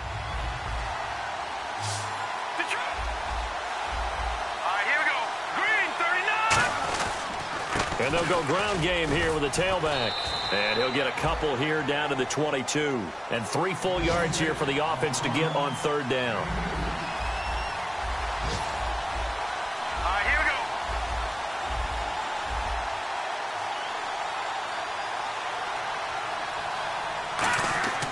On third and short, they'll try and pick it up through the air. He's got time. And he's got it. Got his man on the end route. Complete. 19 yards on the pickup there, and now they'll have it first and goal. And in a lot of ways, that catch is expected. Red zone presence, and that one was realized there. You've got to find your tight end in that situation. And the defense with their backs against the wall a little bit here as the offense is in the red zone. Detroit! They come out here in the eye. And the offense in a great, and he takes it into the end zone for a Giant TD. A great play there. His first touchdown on the year. And the Giants add on to their lead. And that moment we just saw, always so special for any rookie. The first touchdown of his career. And there's nothing like anticipation, is there? You know he's been dreaming about it, thinking about it. It's been a part of every bit of his being. And finally, it gets done. He's got to feel great right now.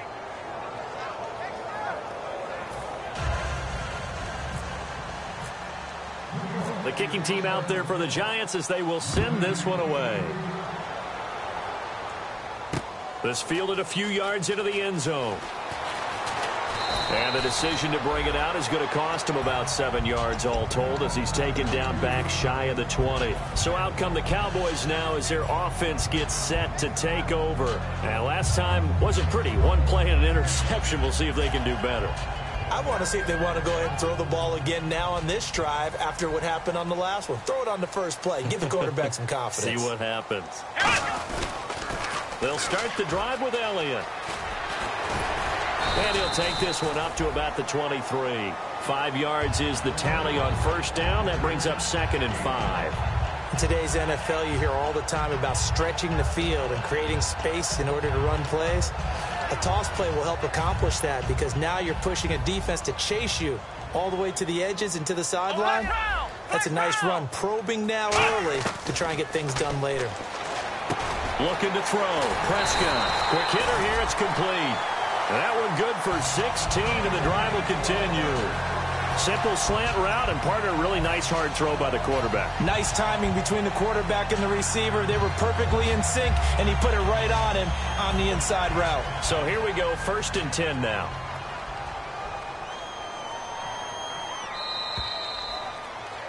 Sitting alongside Charles Davis, I'm Brandon Gaudin as it is Cowboy football to begin quarter number 2. And they've got it here with a first down.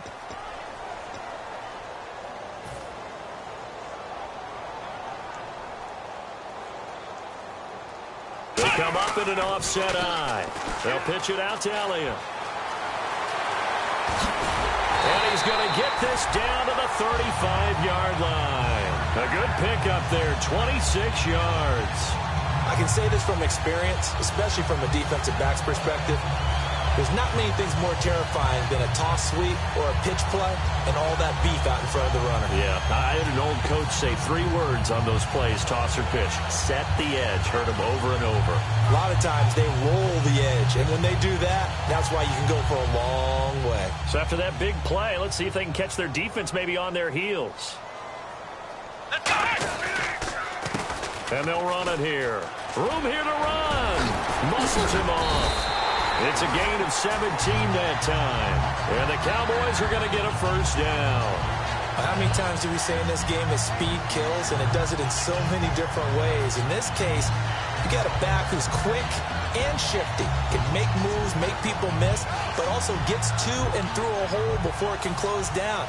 That's some of the benefits of that speed, not just outrunning people in the secondary, and that led to a really nice gain.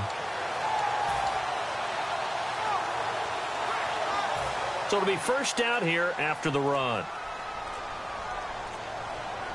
Here we go. They'll run it now out of the gun. Shreds the tackle. And he's going to fight his way forward here for a modest gain.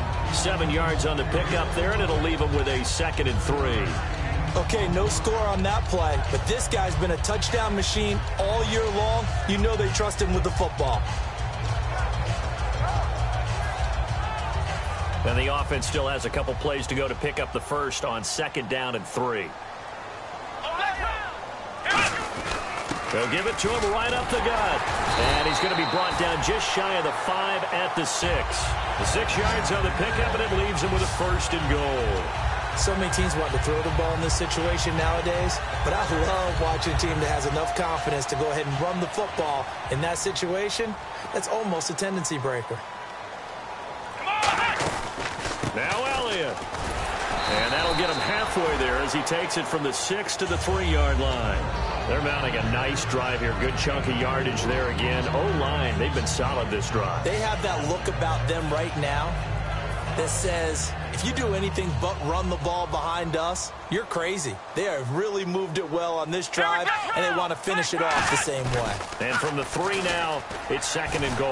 And he'll get in. Touchdown, Cowboys. Ezekiel Elliott with a lucky number 13 touchdowns now on the year. And the Cowboys have cut it to within a score. And that one makes it 14-7.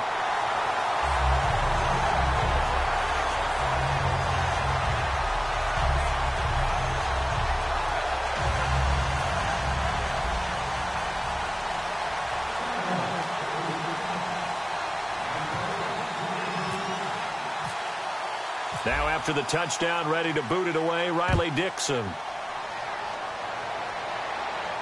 That's fielded in the end zone.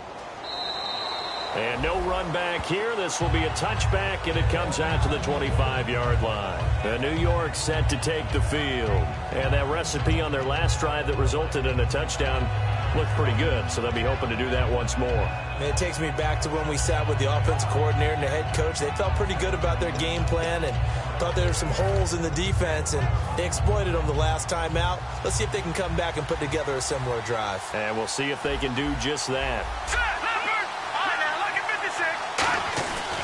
And they'll go on the ground.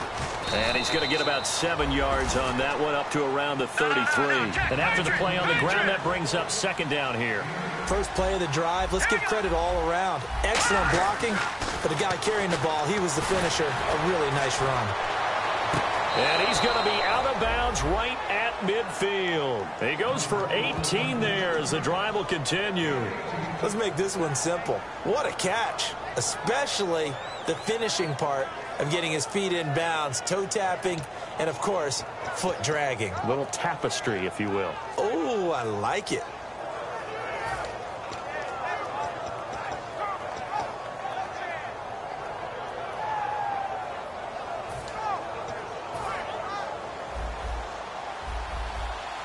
Possible run anticipation here as the D-line sandwiches together.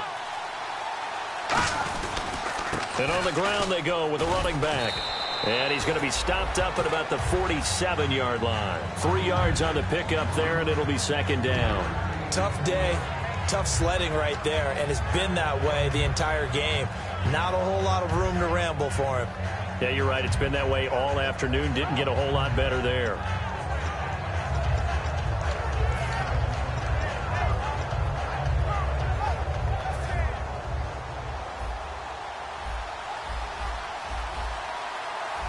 Hurry up, here we go. 3, 9, 10. They'll set up a throw. And he's got his man on the out route. That catch good for 5. It's 3rd down. So here we go, a 3rd down after the 2nd down pass completion. Got to give credit where it's due. Really nice defense on that play. The pitch and catch was successful, but not any run after it. And he couldn't hang on to it through the contact. Incomplete. We know it's not an easy job to go out and catch passes when people are trying to tackle you and knock the ball away. But the bottom line is, that's a pass he's got to have and a pass he should have caught. And whistle blown. A timeout here is taken, and it's taken by the kicking team. That's their 2nd, so they'll have 1 remaining here in this 2nd quarter. We'll be right back.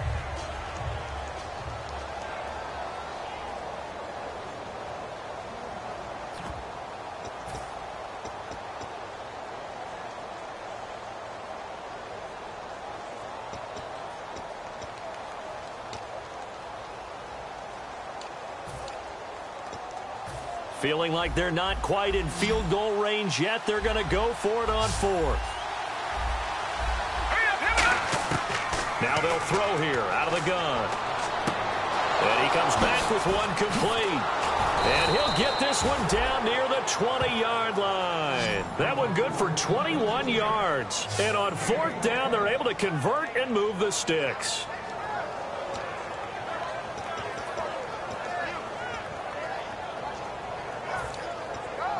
And here comes play number 6 on this drive. No, check. Shift together here from the D-line. Now let's go. And they give this time to the tailback. So he got free of 1 tackle but couldn't do a whole lot else. 2 yards on the carry there, and it'll be 2nd down. Hurry up, here we go. They'll drop the throw. He's just going to dump this one off to his fullback out of the backfield. 4 yards on the pickup, and they're going to face a 3rd down.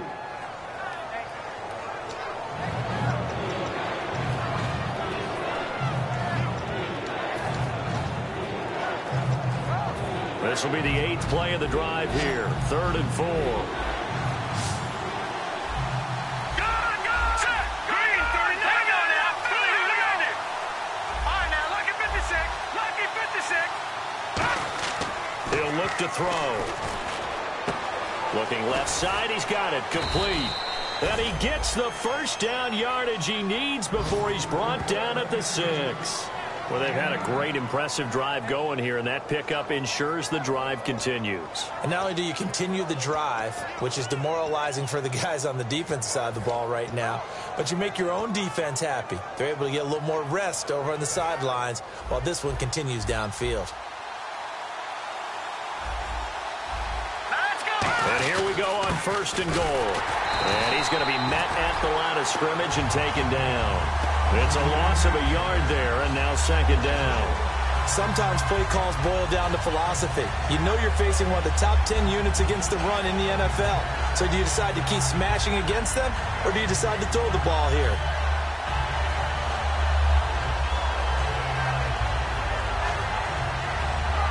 And the seemingly endless drive continues.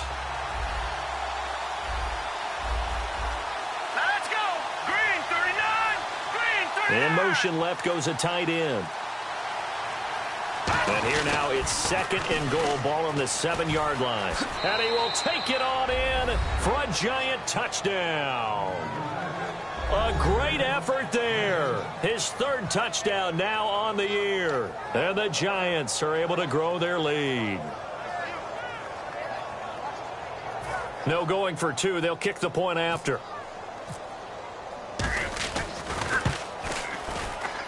It's good, and it is now 21-7.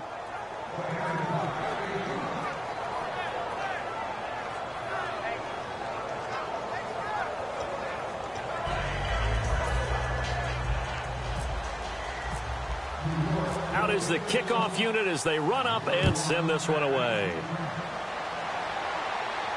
That'll be taken in the end zone. And he'll probably wish he reconsidered here. It'll cost him 10 yards now with a new rule as he's down at the 15-yard line. The Cowboys offense heading back out and ready to go again. And they're hoping to capture some of that magic they had last time out when they were able to put together a scoring drive. But they're still down here, Charles. Not the major concern, though, because of what you talked about. They scored the last time out. They feel good about themselves. They feel like their game plan is now in effect. They know how to attack and what plays they want to put together. But they've got to keep it moving in the right direction because, as you did note, they are down on the scoreboard.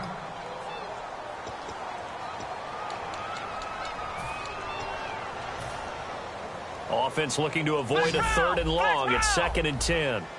Flex round! Flex round! Here we go! Flex round! Flex round! Halfback sent in motion. A 2nd down throw for Prescott. And he's going to find his man out of the backfield. That's complete. The 20, 10, 5, touchdown, Cowboys. Their big-bodied receiver, 84 yards. And the Cowboys are able to show off their quick strike ability. And correct me if I'm wrong, that was just a simple fly route, wasn't it? No, there's nothing to correct at all. You've got it down pat. And I just remember as a player, when I'd be in practice sessions and I'd hear 9 from the receivers, that meant fly route, go. Look out. That was the 9, and he just kept going all the way into the end zone for the touchdown. Now after the touchdown, ready to boot it away, Riley Dixon. This is fielded a couple yards deep. And a pretty good return here. He'll be stopped just shy of the 25 at the 24-yard line.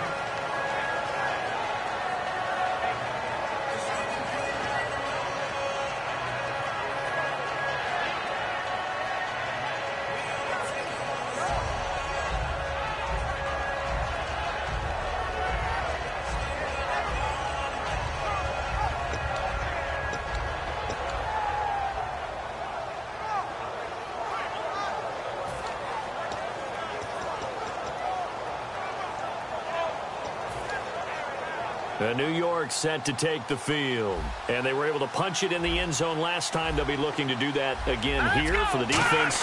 Obviously, they'll be looking to stop them from punching it back in the end zone. It always is punch-counter-punch, isn't it? And which team has the advantage? Well, let's just go back. Last time on offense, they rolled downfield, got into a good rhythm. You can see a little more bounce in and out of the huddle. You can see the sideline really get into the game. So defensively, you're thinking to yourself, how do we take that away from them? How do we get the advantage back? Let's see what they come up with. I think pressure is always the first way to go. You love pressure. I love it. We'll see if they dial it up this drive.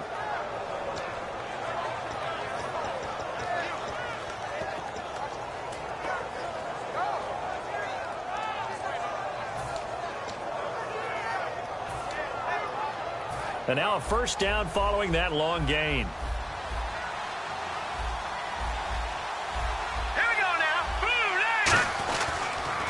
And he'll give it here to his running back.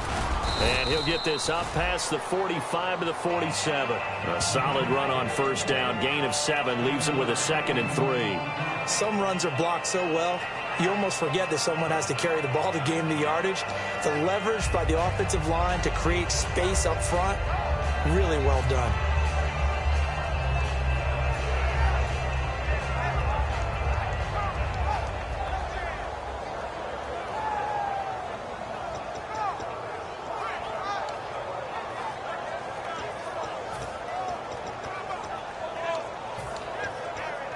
Three yards remaining here on second down.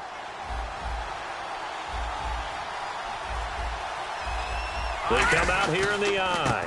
Now a handoff here to his running back. Just 4 yards on the pickup, but that's good enough to extend the drive. It's nice every now and then in this game not to see people overthink it. Just hand it to the old reliable guy. Let him pick up the first down.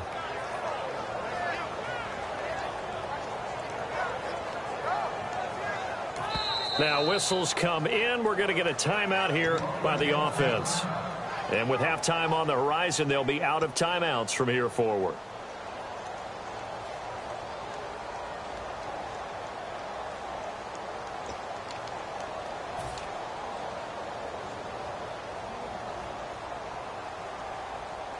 Offense comes to the line now, 1st and 10. Here we go. Out of the gun, they'll look to throw. He's going to float this one deep right side. Into a double team, and it's intercepted. A great read, and it's picked off. And his guys have got it back at the closing stages of the first half. And now Dallas gets set to take the field. And you got to think, if this is anything other than just taking a knee, I'd be very surprised. Yeah, they've got enough to talk about at the half. Why do anything else? Just get out of there. Let's go. What? 9. Ohio. Final play of the half. Prescott surveying the field. He'll rifle this one deep right side. It's incomplete. Took a shot, couldn't connect. Hey, you. Yeah, you. John, why'd you skip Larry's halftime? I'm just kidding. I don't know who you are. But if you're John, I bet you're pretty freaked out for a second. All right, let's get to the third quarter.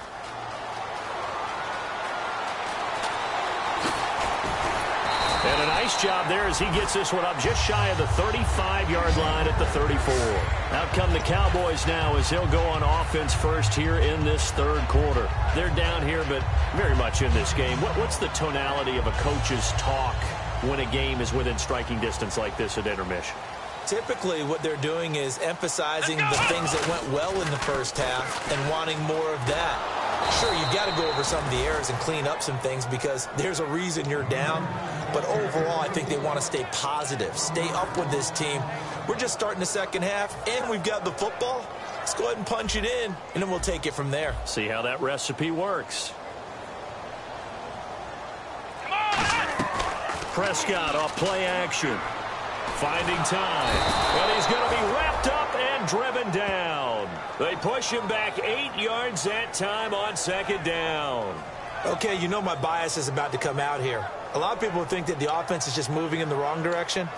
I'd say they're moving in the right direction because the defense is pushing them back. Former defensive guy. Now, as a quarterback, 3rd and long, you really got to rally the troops here, don't you? Yeah, you do in a big way. And what else do you have to look out for? More pressure coming at you because it seems to be working pretty well.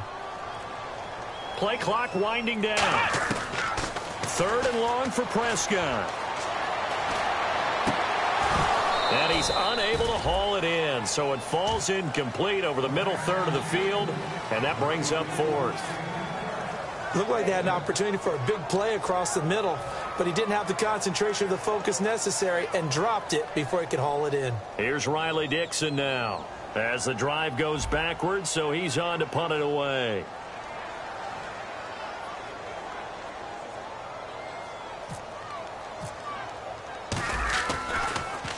His first punt, 45 yards. This looks good as well. This is fielded at the 27. A good return there, 17 yards. And it'll be Giant football, 1st and 10. Now we take a glance at the offense as they work their way back out for their first possession of the second half. They were able to get the ball back here, didn't surrender any points. Now they'll look to add to that lead. Now, how about the boost the defense gave them? Going right out on the field, shutting them down, not giving up any points, and turning the ball back over. They want to do their part now and show them a little respect and some gratitude by scoring some points. And to get a little more cushion, he's going to hit his man out of the backfield, complete. A really nice pickup of 14 yards, and it moves the sticks. We always talk about having to read defenses and how complicated that is. Well, this was an excellent read. Read the pressure and got rid of the football before it even got to him for a nice gain. And when they're blitzing like that, running back usually a good spot to go with a football? Without a doubt, because he's right in your sight line or he's near you. So you're able to just get it to him easily. And once he gets in space, that's usually a good matchup for him.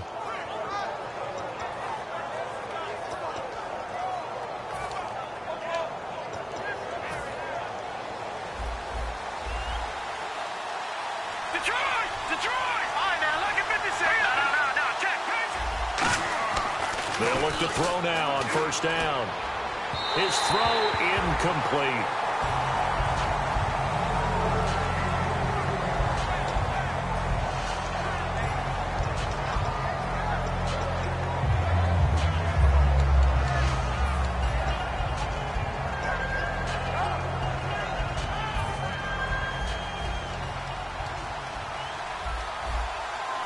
And the D-line pinching together must be expecting the run. Green, 39.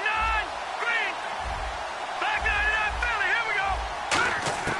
He'll try again with the arm here on second down.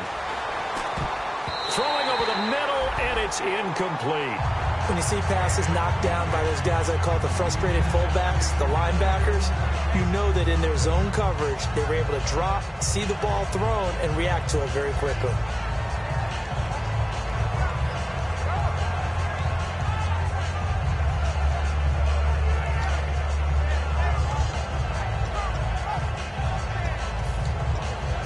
Offense trying to avoid stalling out, facing a 3rd and 10. Hurry up, here we go. Clean. No. Check. Patriot. Gun. They'll look to throw again.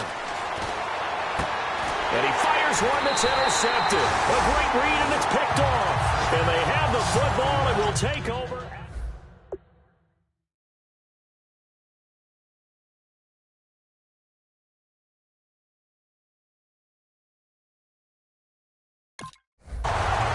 Spot that they haven't gone before. Time to shake things up a little bit to try and get this offense moving. Okay, so how do you do that? How do you shake things up? You look at what you've called before, realize it hasn't worked Go to so something well, else. and maybe you try and find one of those special plays from one of your better players, and maybe try and hit something big and get things going in the excitement area.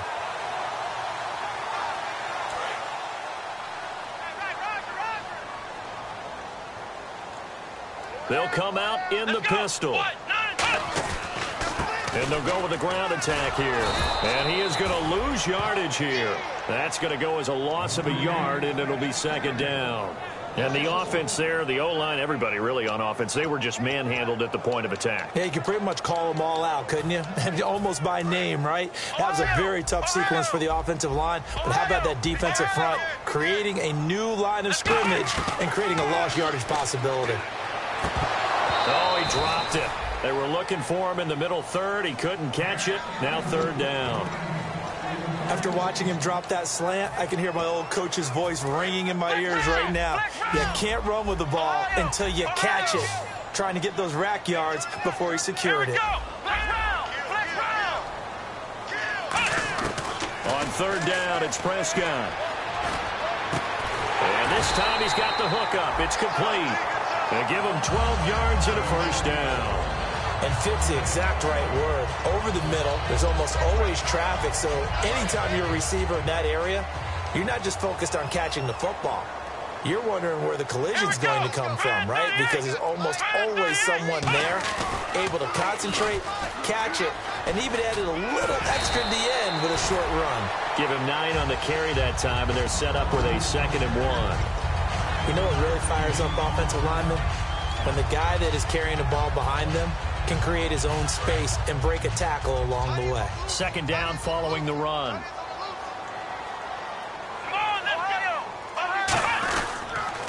Now a first carry for their fullback. And they went the wrong way there, losing yardage back at the 43-yard line. They'll lose a yard, and it brings up third. They got the ball to the outer third of the field, but they could not seal that edge and lost yardage. And I love how you brought that up, because sealing the edge is often a function of the offensive tackle on the line of scrimmage, oftentimes a tight end, maybe your H-back, someone to set the edge at the line of scrimmage to give them a spot to get to. If you're not able to do that, you're not able to turn the corner. Maybe just a lack of concentration there as he couldn't haul it in. And when you're going across the middle like that, you know, he's running that drag route, you are conscious of all the bodies and the traffic in there. But let's face it, if you're going there, you might as well come down with the football and absorb whatever else happens after that.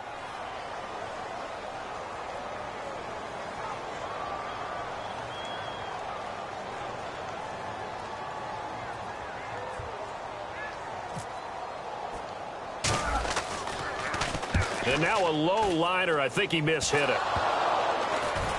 And the Giants have it. It's picked up. And that's what friends are for. Right.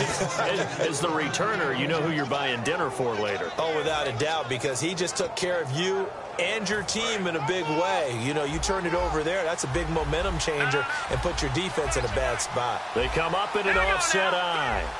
They'll bring a receiver in motion right. And they'll try the ground game here with the running back. Just a yard on the first down carry, so it's 2nd and 9. That was a really nice play, to be able to stack that one up. When they get back in the huddle, he's got to tell his guys up front, great job. They kept people off of him, allowed him to run free, and make the hit on the runner. Filled the gap nicely, kept him to just a 1-yard gain. And he'll be taken down, but not before he gets into enemy territory. I don't know whether I want to be a fly on the wall or not when they hear the explanation of how one of the bigger targets on the field, the tight end can be that wide open and uncovered downfield. Who blew that assignment? Somebody did. No doubt about it. There's no way you're not going to account for him. And they'll go ground game here with a tailback. And he is met at the line of scrimmage, and he goes down right there. No gain on the play. It'll be 2nd down. Well, usually you don't think of the cornerback coming in for a no-gain play, but that's what we had there. Nice tackle. And how about the range, too? Coming from the outside part of the play, moving his way into the inside and making that play happen. No gain for the offense, big play for the defense. Back to throw now on 2nd and 10. He's going to air one out. And he's going to be intercepted a 3rd time. Picked off Byron Jones. And he's going to get this one to the 23-yard line. Here's the Dallas offense now heading back out onto the field. And last time.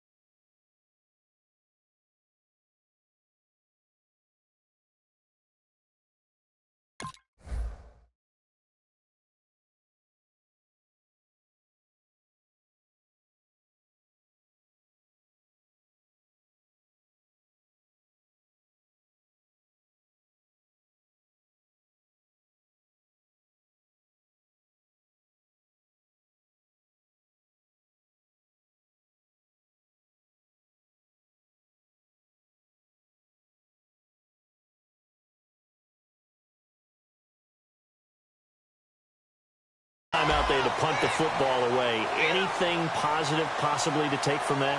There always is when you're punting the football away. It doesn't sound like it because you're giving it up, but you've avoided a mistake. At least you didn't turn it over, You didn't turn it over, right? You're giving your defense a chance because you're punting the ball away, and they're set to go on the field as opposed to sudden change after a turnover, and wow, now we got to go out there and stop people. So, yeah, there's always something positive to be gained from it.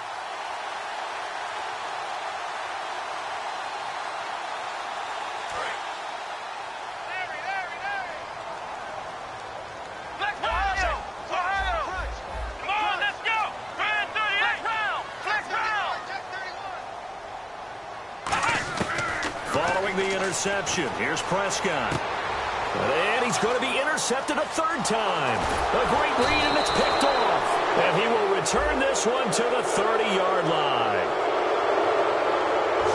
Partner's bad enough when you just can't hold on to the football. But when your quarterback's throwing it to the other team, that's 3 interceptions now, 4 turnovers for the game.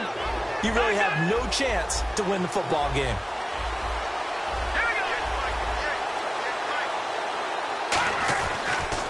Now they'll run it on the toss. And able to break one tackle, but then quickly brought down. But a nice little gain. 8 yards on the pickup, and now they'll have some options on second and short.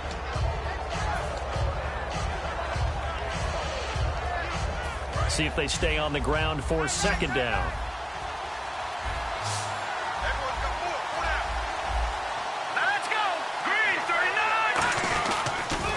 Now they'll run it on the toss. And this carry not as productive. He's swallowed up at the line of scrimmage. Only a yard on the pickup, so from a good situation on 2nd and 2, it's now 3rd and 1.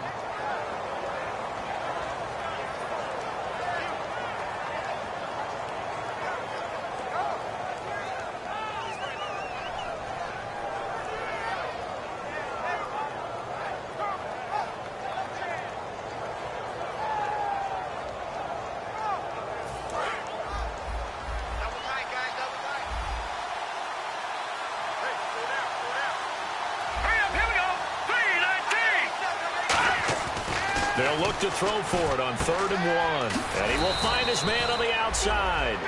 Give him 8 yards on the play, and they pick up the first. Partner, it's a lot of fun watching the NFL now, isn't it? Because when the big fella runs routes, it used to be when we were kids, he'd run about 3 different routes, and that was it. Now he can run anything and catch the balls we just saw there.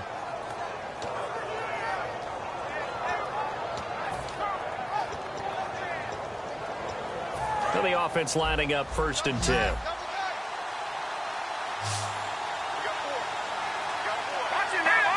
Possible run anticipation here as the D-line sandwiches together. They'll give it to him right up the gut. And he'll get this one down to about the 10-yard line. A gain of 3, 2nd down. Some of the most unselfish players on any football team, defensive tackles, because we ask them to just eat up blocks, allow other people to make tackles.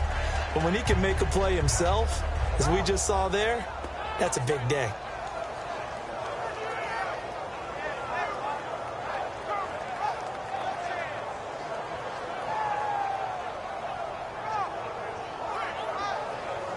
Here we go with 2nd and 7.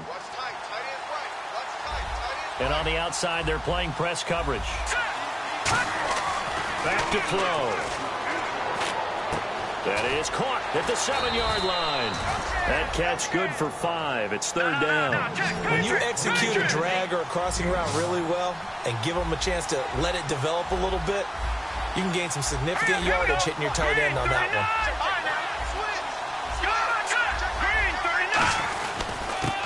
And they'll run it here.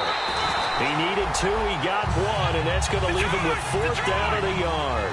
And no move to get the offense off the field. They'll stay put on 4th and 1. They'll drop to throw.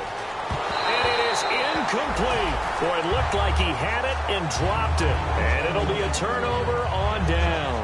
Now the Cowboys offense heads back onto the field. And last time, 1-play interception. So this offense, they should be fresh. That's a good way of putting it.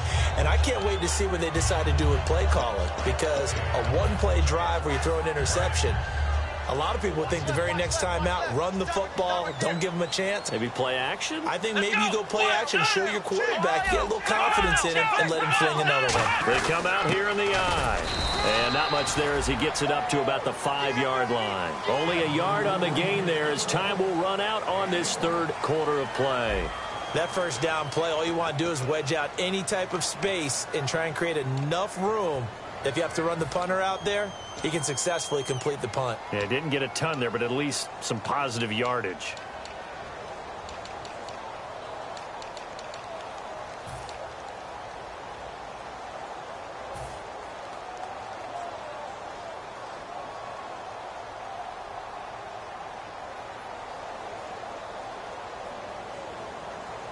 And after the play on the ground, that brings up 2nd down here. Looking to jam the receivers at the line here. Press coverage look defensively. Back near his goal line, it's Prescott. Firing quickly here, and that's complete. And able to get it across the 10 to the 15. And they're going to hurry back to the line now. On 1st and 10, Prescott. He couldn't quite hold it. Got hit. Ball pops out. Incomplete.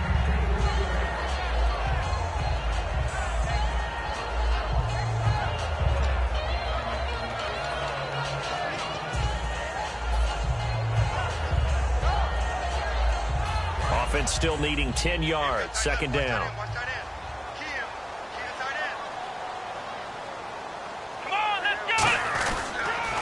Now they'll run it on the toss. And good yardage as he gets this one up to about the 23. A nice job to get 8 there after the incompletion, and now they'll look at a 3rd and 2 coming up. And once again, leverage wins. The offensive line, lower than the defensive front. They moved them and found some good space for the guy carrying the ball.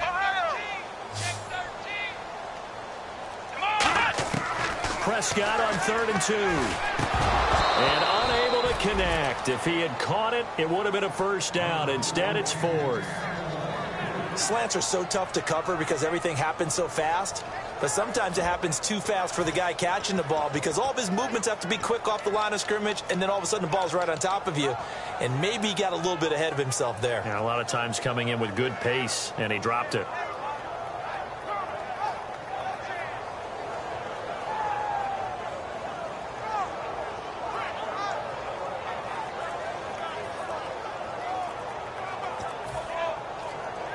Here's Riley Dixon now, as he'll punt it away for the 4th time today.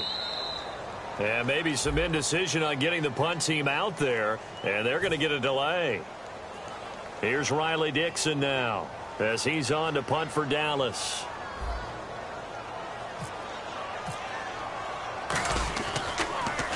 His first punt, 48 yards. This one looks equally as good. Fielded at about the 28. So a change of possession here on the punt. And out will come the offense as they take over. And New York set to take the field. And this offense last time turned it over, went for it on 4th, didn't get it. They're lucky, though, because no points against the team on the board, but we'll see how they respond. Yeah, they've got to give a lot of credit to their defensive teammates, don't they? They had their backs on that last series. And because they did so, that allows the coach to still stay aggressive on offense and maybe go for it again in a similar situation. I was going to say maybe makes that offense feel good, but when you know you've got a defense making stands like that. Yeah, that'll loosen up things a little bit, won't it? Maybe you'll play a little bit better the next time you have the ball. On every offensive coordinator, every play caller sheet, they have about 5 or 6 plays per game that they call shot plays or big plays, and you don't get many opportunities to dial them up, and they just did. And they drop it with a great chance to make a big play. That's going to hurt. A nickelback added defensively as they look to stop this 3rd and 8. He'll drop to throw. Deep drop. Looking left side, and it's complete.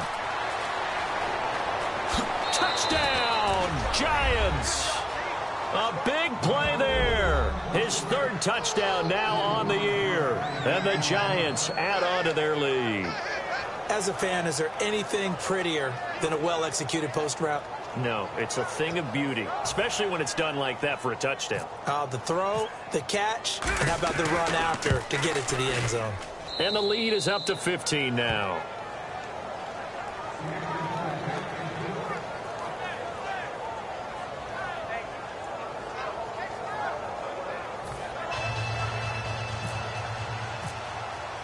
Set now to kick this one away, and off it goes.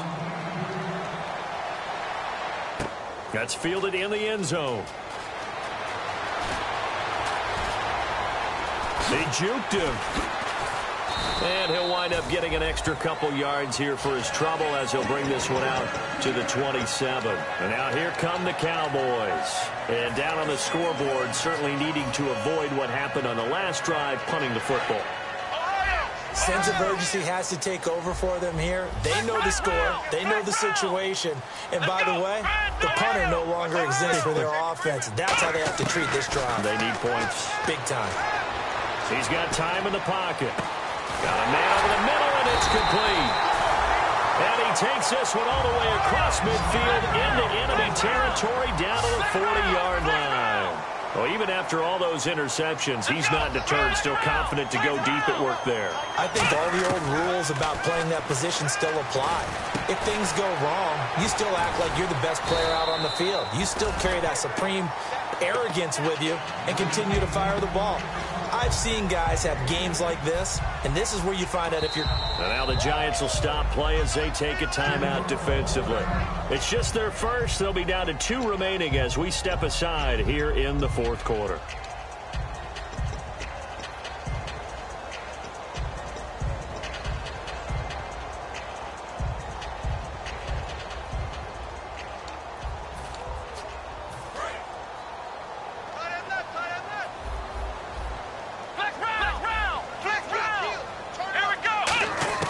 Second down, Prescott.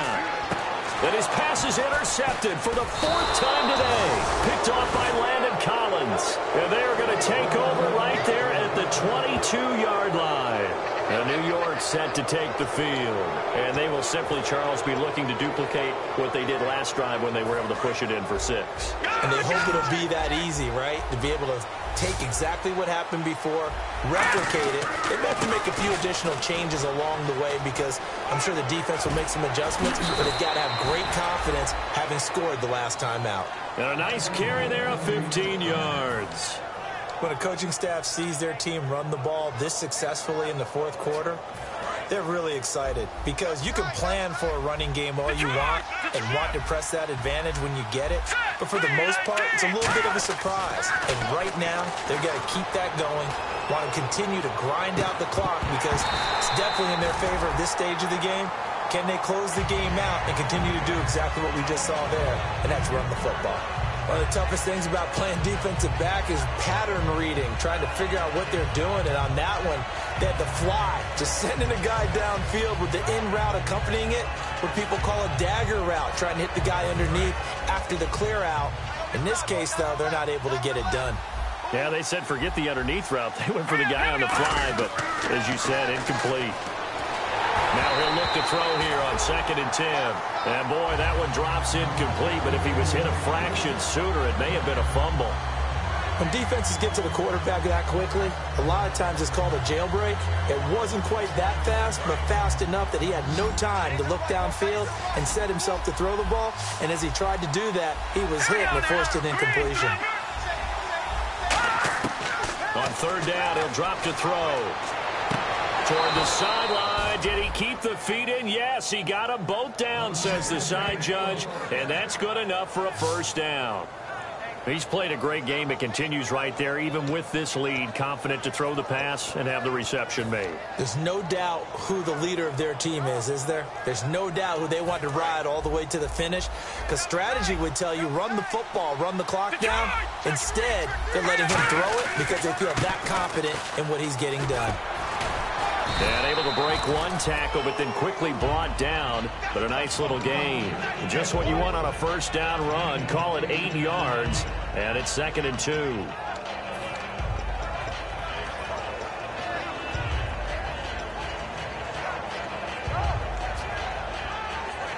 So this brings up a 2nd and 2. Shift together here from the D-line. Now back to throw. And he's got his man on the out route. They get 5 out of that one, and it moves the chains.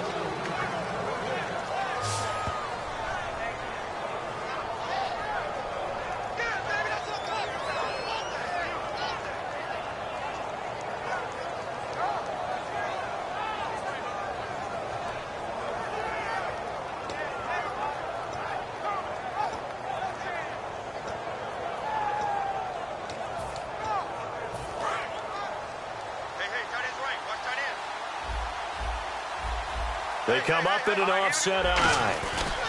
They'll give it to him right up the gut. And he's going to bring this one down to right about the 20-yard line. 9 yards is the pickup there, and they'll have a 2nd and 1. I know you're trying to wring every yard out of a run, but I think 9 yards there is ideal in this situation. Yeah, now next couple plays, you only need 1 yard. Keep that clock rolling with a lead here in the fourth. Yeah, and what you're saying is maybe if it takes you 1 or 2 more runs to get the first down, that's extra time, extra plays. Really hurts the team on defense. Cutback, and he will take it on in for a Giant touchdown. A great play there with his second touchdown of the game, 4th of the year. And the Giants are able to grow their lead. Extra point attempt here still to come. And he's been a busy man, 5 for 5 now as he knocks another one through to extend the lead. Oh, and you just can't do that. 15 yards on the roughing the kicker call. Absolutely inexcusable. The kicker's in a defenseless position, and he just gets taken out. And they will not get a chance to return this one as it's through the end zone for a touchback. And out now come the Cowboys. Looked like they had something going last drive.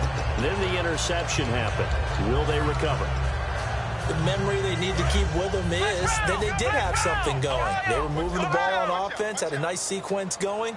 Don't worry about the other part. You can't get that back. Let's go back to what you were doing well before. I thought you were going to say they need to have no memory, but remember the good part, forget the bad. I like that even better. Oh, he's got a man wide open, complete.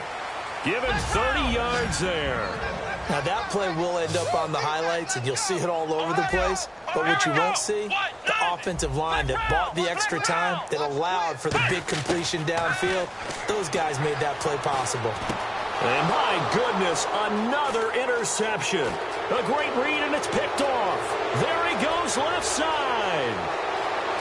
And he will bring it back. It's a pick six and a Giants touchdown.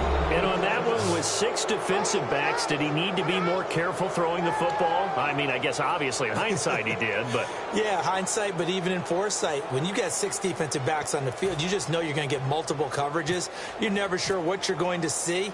But the biggest one is you don't have much reaction time for your receivers to go get the football because those guys, they're the best cover guys on the field. They go get it. And on that play, they took it the other way for 6 points.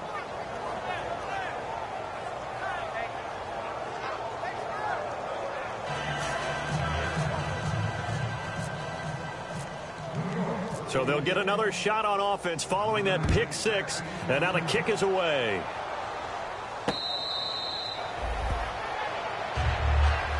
And now Dallas gets set to take the field.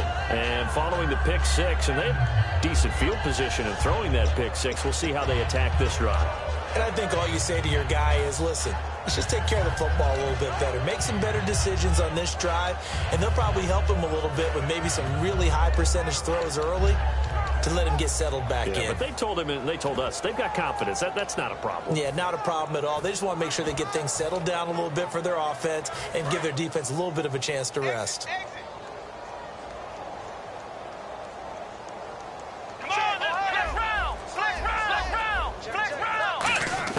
And now a first chance for the backup here to throw. And a quick throw here, that's complete. And they're able to get this one across the 35.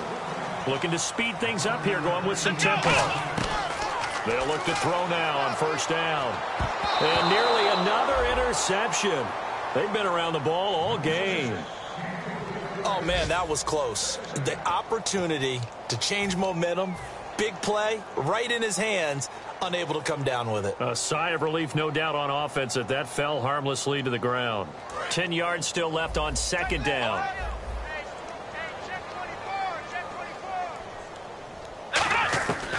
From the shotgun, he'll look to throw. He rifles one that's intercepted. A great read, and it's picked off. And they'll set up shop right near midfield at the 49-yard line. The New York set to take the field. And it's a unit last drive that did it all on the ground, Charles. And they controlled it from the interior. Big on big, right? Offensive lineman versus defensive lineman. But you know, in order to keep the football moving downfield, other people have to get involved as well. And all the way in. Touchdown, New York. A great effort there. His third touchdown of the game and 5th on the year. And thanks to the interception, the Giants offense cashes in with 6. Extra point forthcoming.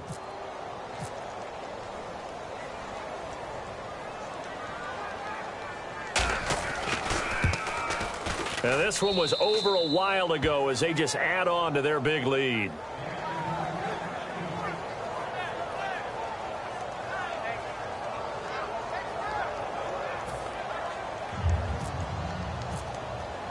The kicking team out there for the Giants as they will send this one away. That'll be taken in the end zone. And he's able to get it across the 20, but not by much, as he's marked down at the 21-yard line. And now Dallas gets set to take the field. And following the interception, we'll see what they can put together on this drive. I can hear my old college coach right now. He always used to tell us before every game, the team making the fewest mistakes will win. What they're hoping is that last mistake is their only one of the game. Coaches, that's all they talk about, turnovers, right? Minimizing those and maximizing opportunities. A nice pickup there of 11 yards, and it'll move the sticks. So after a run like that, I will guarantee that the head coach is saying to himself, maybe even over his headsets to the rest of the staff, what was that all game long? We needed that. That's the type of run we planned for going into the game. Didn't get much of that, but let's move it forward. Let's build on it, get ready for the next week, and let's go play. Olivier Vernon brings him down. 7 yards to go on second down.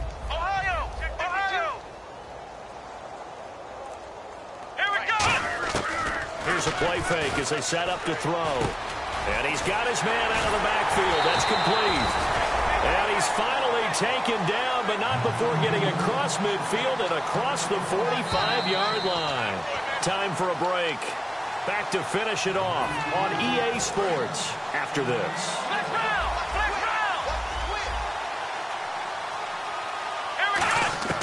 Back to throw now on first down. Now a desperation throw deep downfield. So they took a shot on first down but couldn't connect. Well, the obvious goal is to try and score a touchdown, but at the least, adding to a pretty big yardage total for his intended receiver there, huh? Yeah, well, when you got a guy over 150 yards, keep chucking it deep to him, I guess. Yeah, no doubt about it. You can get it to him short, and he can make plays that way, but I like what you just said. Throw it to him deep and get it in a big chunk. But incomplete on that try. And he's going to get this inside the 30. Charles, I know it's hard when live bullets are flying, but you cannot keep your hand up around the face mask area. It is absolutely inexcusable nowadays. We talk about target areas all the time. You have to aim lower so that your hand doesn't get involved in the face mask. Here we go! Ohio! And the back goes into motion. Inside the red zone here, they'll look to throw. And he'll be hit as he releases it, and that'll fall incomplete. We just saw another example of really good defensive football, which has led to the cushion that they have in this game. Got to him once again, knocked him on the ground, forced an incompletion. Yeah, they've set the tone. It's one thing to set the tone, another to come in here on the road and set the tone. They'll put two receivers left, two to the right. Back to throw now on 2nd and 10. This will be caught at about the 5. And they'll get 9 there as that sets them up better for 3rd down. And quickly, they get to the line. They'll look to throw for it on 3rd and 1. This will be caught at about the 6. Good defense holds him to only a yard, and it'll be 4th down. They didn't get the first down, but I have to say I do like the call. I like what they were trying to do. Try and hit your receiver on the run and see if he can pick it up.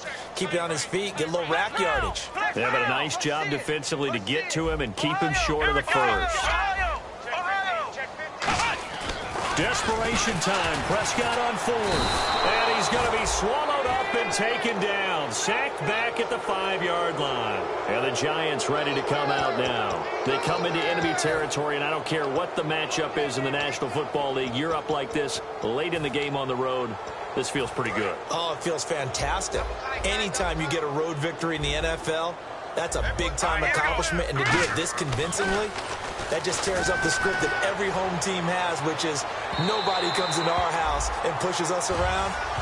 They took care of business today. Yeah, they pushed around, and now the final stages of this one. Sure, that pass was incomplete as they made an attempt to get a big one downfield. But that's okay because the second part of that is if you don't get the completion, at least you've told the defense you're trying to stretch them out a little bit, and they may have to change accordingly. That one looks like he'll throw here. Wide open receiver complete. Give him 30 yards there. And they just had another big completion there. And I think in days gone by in the NFL, you might have asked, is this a little bit of overkill? Is this rubbing it in? I don't think people feel the same way nowadays. The age-old argument. Then you could say on the other side, if you're going to get angry about it, stop it, right? Go ahead and stop me. And I think a lot of the times they just look at it like, let's just play the game. And however it turns out, it turns out. They go play action here on first down. Backing up. And incomplete on the deep ball. Looks like they wanted to stay in attack mode after breaking off that nice chunk on their first play. They've decided to heave it downfield on this one. Yeah, that first play, though, successful. Try number 2, unsuccessful. And 2nd and 10, he'll look to throw again. And he comes back with one complete. It's a gain of 11 yards that time, and it produces a new set of downs. Now hold everything here. We're going to get a timeout by the offense. That'll leave them with just one remaining in this 4th quarter of play.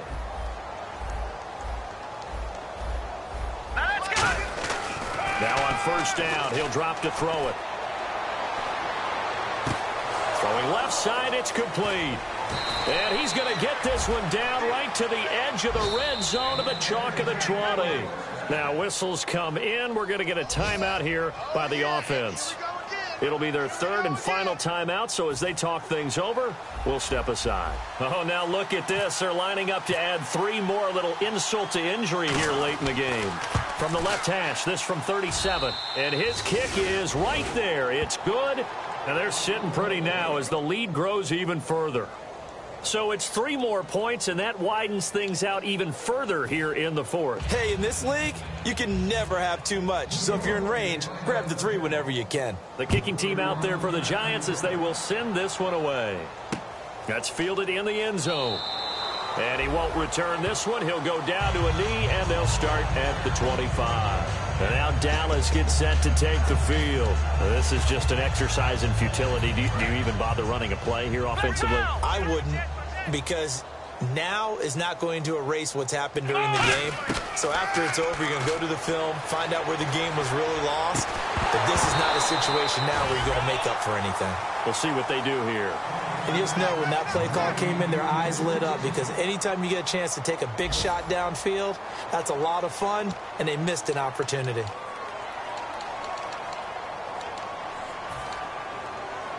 And this will likely be the last play and wrap things up. And some changes here as the D-line separates some. They'll put 2 receivers left, 2 to the right.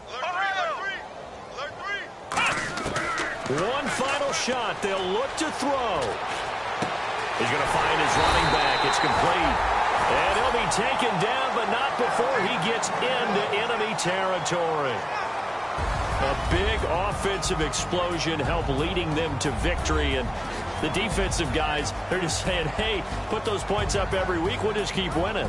They will gratefully accept them, won't they? It makes their job that much easier when they're scoring that many points. Allows them to play with a totally different style and a different flow.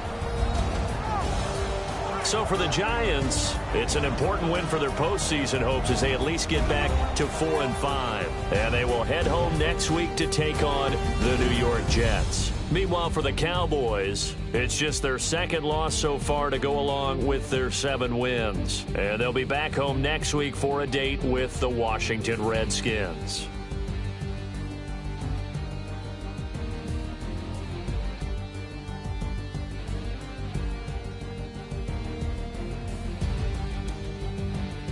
So that'll do it. For my partner, Charles Davis, and the best darn crew in the industry, I'm Brandon Gaudin. This has been a presentation of the NFL on EA Sports.